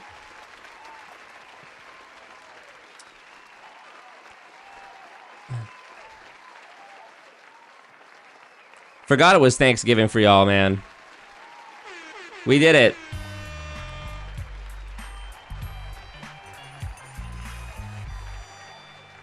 Another one in the can. Another successful conversation in the can. Um, yeah, it's something. It really is something. Um, I respect that. I do appreciate it. None of these people that I talk to on my channel or do the debates with, none of them have to do it. They see my channel, they see what it is, they see what the sentiment of my audience is when they watch the videos and look at the comments. They don't have to do it. So I do appreciate when they share, when they're willing to come on. We get great moments like ice cream melts and imagine you jump off the cliff and it's a pool there or whatever. Um, it's just, you know, I want you guys to recognize too, like, I don't think it's ever happened on a debate, and I don't expect it to happen. That's not why I do these. I don't do these to try to convince people or try to get them out. You know, I don't expect that I'm going to have a conversation for however long with someone in an MLM, and they're going to be like, you know what, Marco, you're right. That's a very good point. I'm out. I don't think that's the case. I do these so that people who are doing their own research, or you guys, can look at what's being said on both sides and make your own determination about whether what you're hearing makes sense or not, whether it's nonsense or not, whether it's deceptive or not. You know, and oftentimes, I'm not saying that that happened with Mario. He was actually a lot more eloquent and well put together and stuck to his, I guess, topics better than other people. But most of the time, what you hear from these people is just rambling, babble, word salad, analogies, you know. So I don't think that what he's doing is a good thing by any means. I don't think that Herbalife is good. I think I can say that as a matter of opinion without making a declarative factual statement. You know, he was very close to understanding it, the bit about how he doesn't have an incentive to recruit. Okay, there's an asterisk there. Yes, you don't have an incentive just to recruit. But when I say recruit, I mean bring someone in who's paying money to join and, sorry, not paying money to join, correction. They're paying money for a starter kit, which also provides them the privilege of being a distributor. You know, you can't have one without the other. You know, you can't join and pay money to join, but not get the starter kit, and you can't get the starter kit, etc. So it's about somebody who is a distributor, becomes a distributor, pays for some sort of product, starter kit, whatever, and continues to buy PV, GV, TV, whatever. As I showed in the compensation plan that I pulled up on the screen when we were chatting, it says very clearly, plain as day, that, where is it? Building a sales organization. Can I pull this up again? Let's remove one of these here. And this is, you guys saw me repeat this to him a couple of times. Just a second. Hold on. I'm going to pull up the right tab here. This one. Okay. So you can see it's bigger here now. So you can see. I'm going to highlight it. Okay. Sales organization here. I'm aware that I will earn no compensation or other economic benefit for recruiting other members. Yes, we know. We agree. If I choose to sponsor, because that would be a pyramid scheme, if I choose to sponsor others as Herbalife members in order to build and maintain a downline sales organization, my earnings will be based on product sales to my customers for their consumption and to my downline for their consumption and resale to others. Okay. So yes, selling products to customers. Beautiful. Great. Nothing wrong there. We're good. And to my downline for their consumption and resale to others. This is where I think lines get blurred. How do we know that people are actually consuming it and or selling it? How do we know that the people they're selling it to are real people? You know, how would Herbalife even, there's obviously like some level of trust in the distributors involved here, right? Like, how can you know for certain how much was sold? Whereas when we tried to bring up the example of, you know, I think Based If True asked this, why don't they just sell in Walmart, Target, Costco, whatever? You know, those companies know exactly how many units that came through the door, how many units went on the shelf, how many units got sold, how many got returned, etc. For any company of any kind, regardless of what they sell, for any company to survive, they would have to know sales. It's the most important metric. They have to know what's being sold, what's their most popular product, you know, is the branding and the marketing effective? Who's their demographic, etc., etc., etc. If you don't know that, or if there's no guaranteed plausible way of knowing that, and you're still able to be around for many decades, like an MLM, well then, it's not crazy for one to conclude that the money must be coming from something else. And as I think I described pretty reasonably, there's an incentive, according to what my understanding of this income disclosure or compensation plan, there's an incentive for the distributors themselves to purchase, to increase their PV, and obviously they want their downlines to do that as well so that they can increase their earning capacity. So yeah, it's not just about recruiting. There's extra steps involved, of course. You're not just paying to join and then just recruiting people who pay just to join. Yes, okay. But, you know, so, and I'm sure if we go through this, you know, obviously legally, very careful document that they that there will be more stuff that we can decode and translate and whatever. You know, my big contention, and Robert talks about this in Ponzinomics as well, is that when they say sales, they usually mean purchases and vice versa. He's saying, oh, you only get money when you sell, or when the people who you recruit sell. But it's, based on my understanding, it's when they buy. Thank you, Based If True. He says, a downline only exists if you benefit from the purchase of the people you recruit. Otherwise, there's no logical reason for the structure to exist. Exactly. And we sort of went on this like red herring side quest there about what if Amazon paid you to recruit John Smith and recruit Pocahontas? I mean, there's a reason they don't do that, because Amazon only makes money off of selling stuff. Why would they create an incentive program, some sort of system for you to get paid off of anything other than that? It doesn't make any sense. Why would they provide a $55 bonus or whatever for recruiting someone else who can't? It doesn't make sense.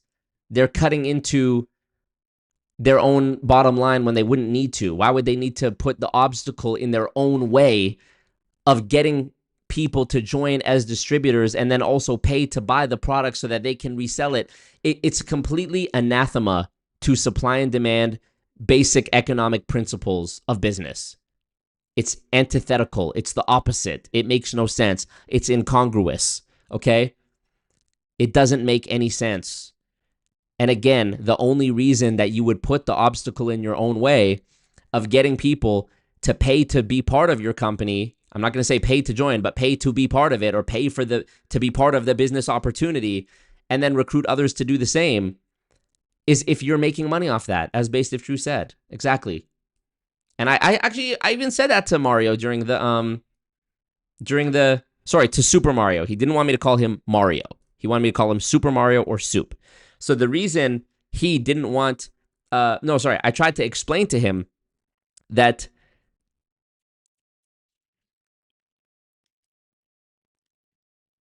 in the Herbalife system, Herbalife makes money regardless. Herbalife makes money whether you let the stuff sit in your garage or you eat it, or, you know, you pour it down the sink. Herbalife's making money.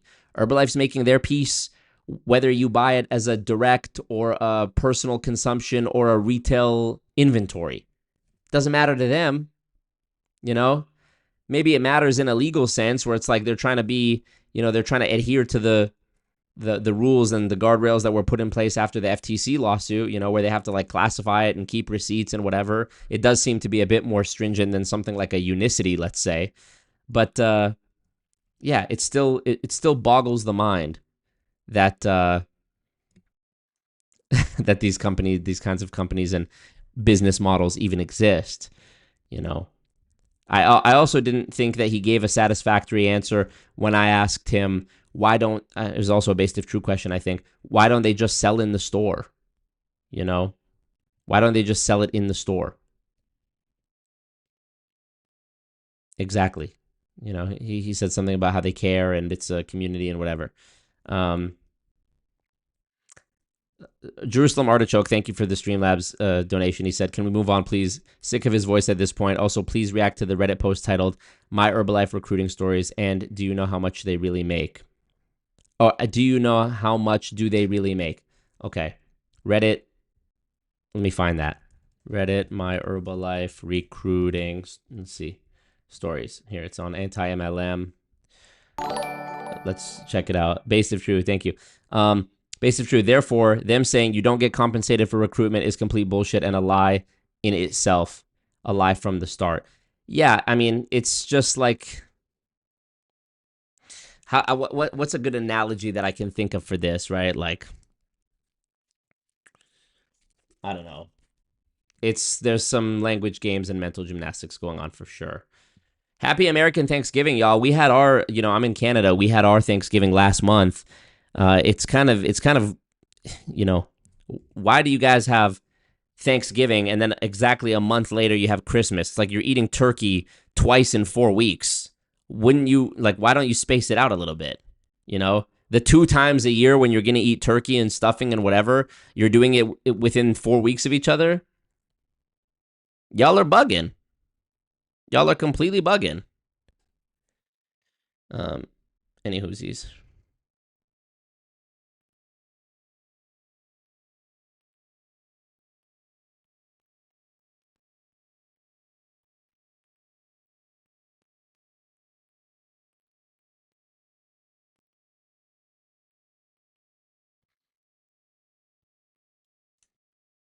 Oh yeah, sorry. Let's look at this Reddit post.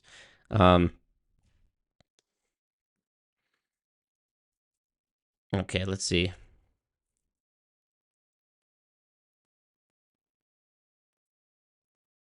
This is too fucking long.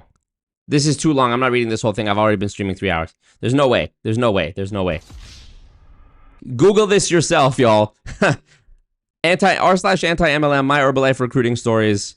It's a very thorough fucking long I didn't expect it to be that long. I'm sorry. But I do think I'm going to do an Amway horror stories video. I posted on my story about that yesterday on Instagram. Follow me if you're not following me yet. But yeah, I posted on my Instagram that asking if I should do one. And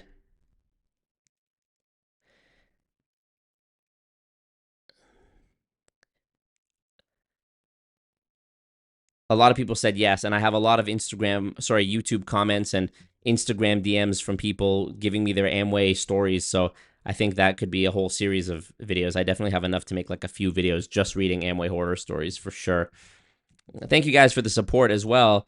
I have the anti-pyramid shirt, the anti-pyramid mug just in time for Christmas, and the anti-pyramid phone case. I got myself a new phone case. This is for my iPhone. You guys can get them for iPhone and Samsung. Look at the trifecta. Look at the Trinity right there. Canadian trying to tell us how to eat. Go have your Kinder Surprise and STFU. Hilarious. I'm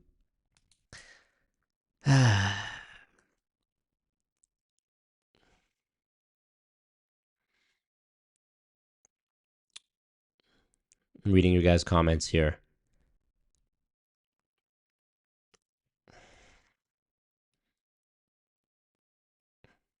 Yeah, okay. Bars from Specs. What up, Alex? Love the mods in the chat, all the members. Very few members. We need to turn this chat green. I saw Tretino with his pitchfork and his sign saying we need to turn the chat green. Brandon C., you're inspiring these people. Be the change you wish to see in the chat, I'm starting with the man in the mirror.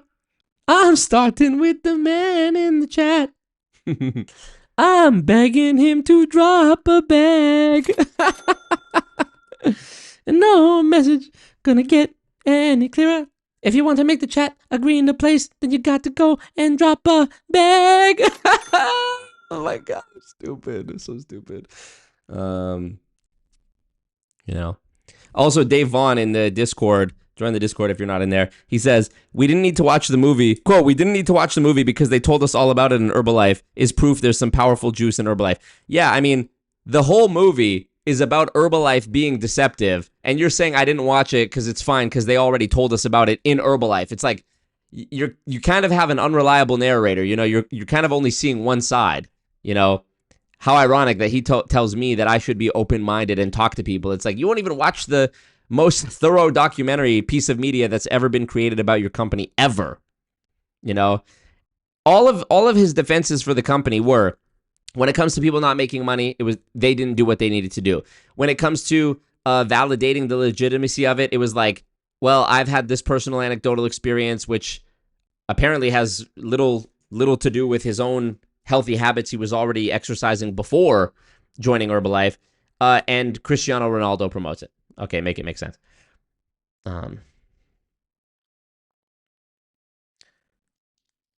Claiming no compensation for recruiting while operating a multi-level downline is a contradiction on its face, says Based If True. Yeah, I mean, I asked him that directly. There must be some financial incentive for you to recruit people. And he kept going, but they're making sales. Yes, but if the sales are just the next generation of recruits, anyways, we all get it. Make all of us blue, that's crazy. Give all of you the power to time people out and ban people, that's too crazy. You know, the mod wrench only goes to a few people who get to hold their wrenches high and put their wrenches in the circle. And, you know, those wrenches were forged in fire, you know. Those people had to go through the blood moon ceremony. They had to commit a violent act, you know, against another goon. They had to, you know, make the blood oath. They had to they had to write me a letter. There's steps to this. You don't just become a mod. You don't just the blue wrench doesn't just fall from the sky and land in your lap. You know, people put in for this. I bet they have poutine and Timmy's for Christmas dinner. All right, I'm done. This is it. I didn't expect it to go this long, honestly. I asked him for an hour and we did 3, so I really appreciate that. We investigated ourselves and found we did nothing wrong. Yeah, how did I know? It was going to be like, oh, well, Bill Ackman was trying to market manipulation and finesse and get... It's like, oh my God, dude. Oh my glob.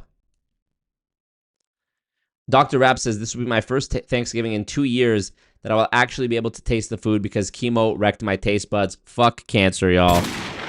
Cancer is so cringe, isn't it?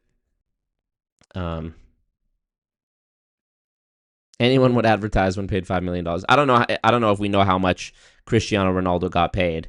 How much Cristiano Ronaldo gets paid from Herbalife.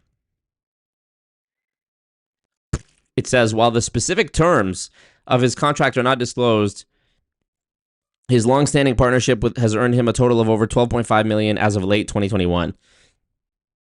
There was an initial 5-year deal worth $5 million, 3-year extension for $7.5 million. Bomba clot. And that's 4 years ago. Endorsements from various brands like Herbalife, Nike, and Binance. Honestly, I'm going to say it, and I know there's a lot of soccer fans in the world. Fuck Cristiano Ronaldo. You do not need that money, bro. You do not need that money. With all the people that are around you, all the people that work for you, you know, I'm sure there are people who are very, like, meticulous about the celebrities that they're in business with and they manage and agents and whatever who, like, try to avoid PR debacles, negative debacles as much as possible. The fact that nobody on his team, like, either cared or... I guess maybe the money was just so good that they were like, you know what? Take the bag. Fuck it. You know, who knows? Worst case scenario, as we saw when all these celebrities were promoting FTX, worst case scenario, you say, I didn't know. I was just a paid spokesman. I didn't know anything. Brandon says, when is the next ceremony? Hope you all know how to fight. Yes. Jared had to win a gladiator fight for this wrench. So true. He killed 3 people and a rhinoceros, and you guys think that you're just going to get it. Make it make sense. Legend Gaming, you know, let's just say there's extinct species of animals because of Legend Gaming and his pursuit to become a mod and stay there. 147 viewers, 142 likes. Once I learned he did that, I lost respect for him. Yep, true. Hamzat Kamayev did a meme coin. I mean, hey, man, it's hard to find somebody who's not either a sellout or a pedophile, because YouTubers and celebrities all seem to be, you know, and politicians. Who else are we gonna find out? You know. By the way, this is the last thing. I'm gonna say. The guy who made the shock my dog, I can't stop, that song about the Hassan thing. The same artist made a song called Big Beautiful Bill. Gucci Marks. Hold on. They made a song called My Big Beautiful Bill. It honestly competes with the Shock My Dog, I Can't Stop. Let me just play this for you, okay? Oh shit, I'm not even playing it. I'm a fucking idiot. I'm like sitting here nodding my head. It's muted. I'm like, yeah, this shit hard. It's just silent.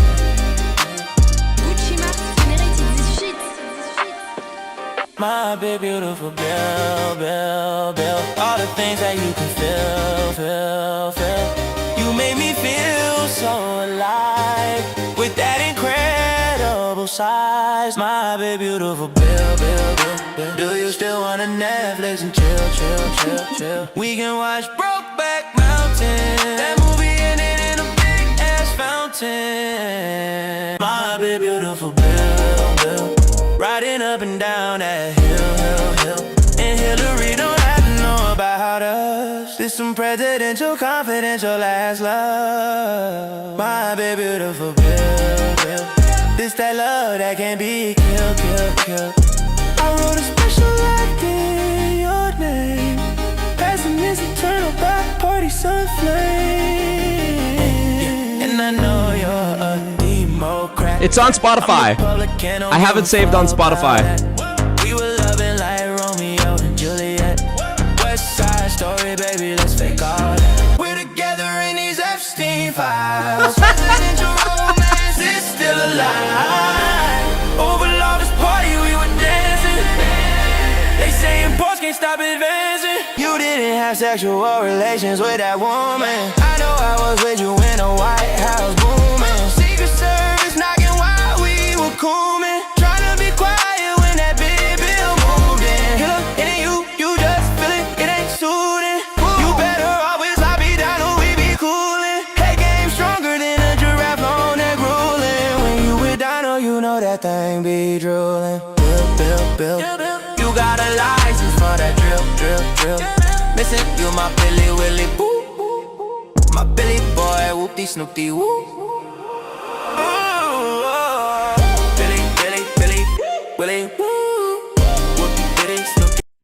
So fucking good, you know? What the hell? Why is that so good?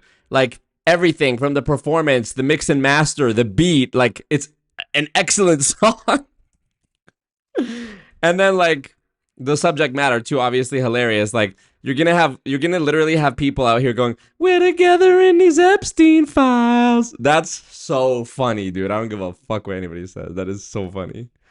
I have not seen Blorg. Yeah, it's like Jeremiah Ty Dolla $ign type shit. I've not seen Blorg. Oh, this is something too. King of the Pill, My Swamp. Woo! This is a Swamp production. Yeah. I already know there's about to be some shit. I see some soldiers from far away. They trying to tell me this is their swamp. No, donkey. This is my swan. My swan. Yeah, donkey. This is my swan. My swan. Yeah, donkey. This is my.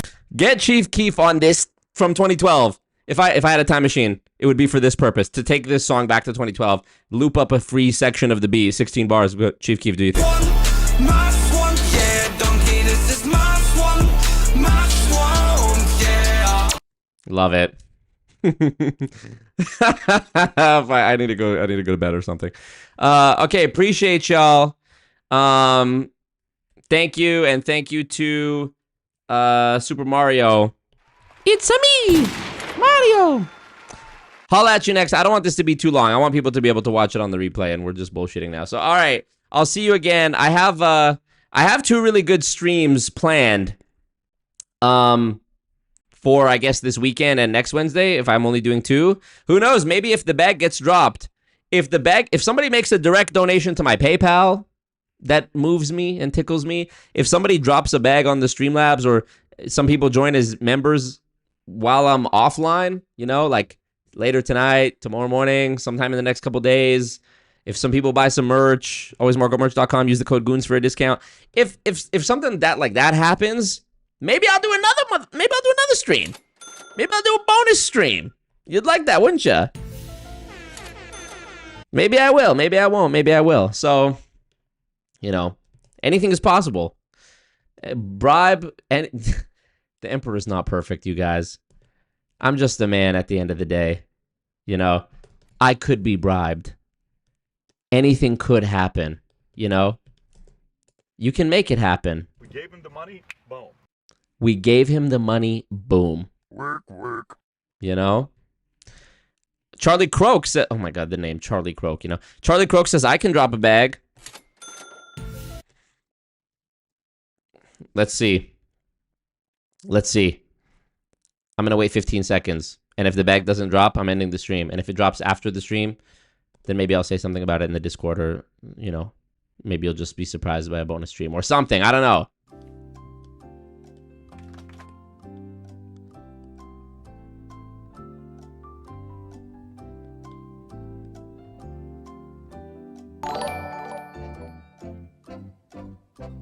Okay, there's a bag. It's not the bag, but there's a bag. Okay, watch 30 seconds of The Drill by Door Brothers. The Drill, Door Brothers.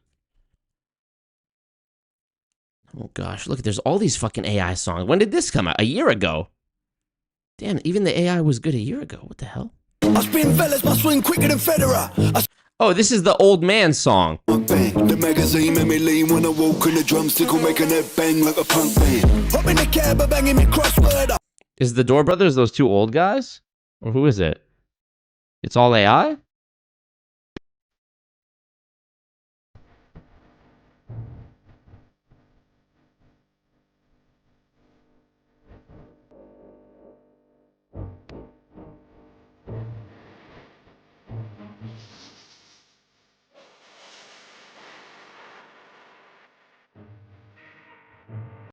LOL. It ain't my big beautiful baby. It ain't shock, my dog, I can't stop. But hey. Direct to the labs? Let's see, guys. Did Charlie Croak donate directly to the Streamlabs? We would have seen the dono pop up, I think, but let's see. Nope, he hasn't done it yet. Is he going to? It's an absolutely wonderful question, isn't it?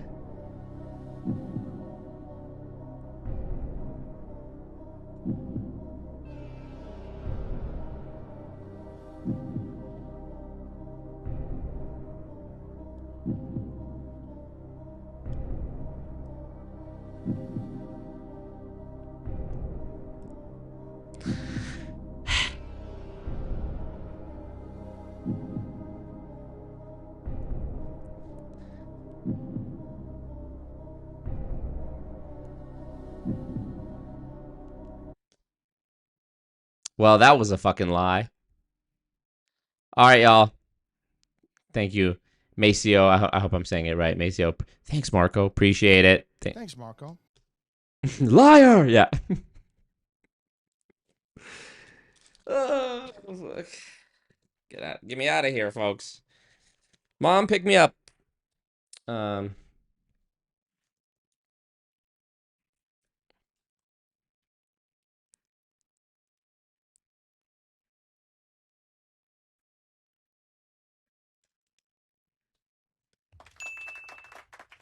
Brinks truck kept driving. Yeah, it was like the Doppler effect as the Brinks truck went by. I heard it was like beep, beep, slowly fading out. All right, well, fuck y'all, man. I'm playing. Appreciate it for real this time. Peace. Well, peace. I took a full load. Marco. Fuck yeah, you stupid fucking ass. Charlie Croak, more like Charlie Broke. Bodied, got him. All right, peace.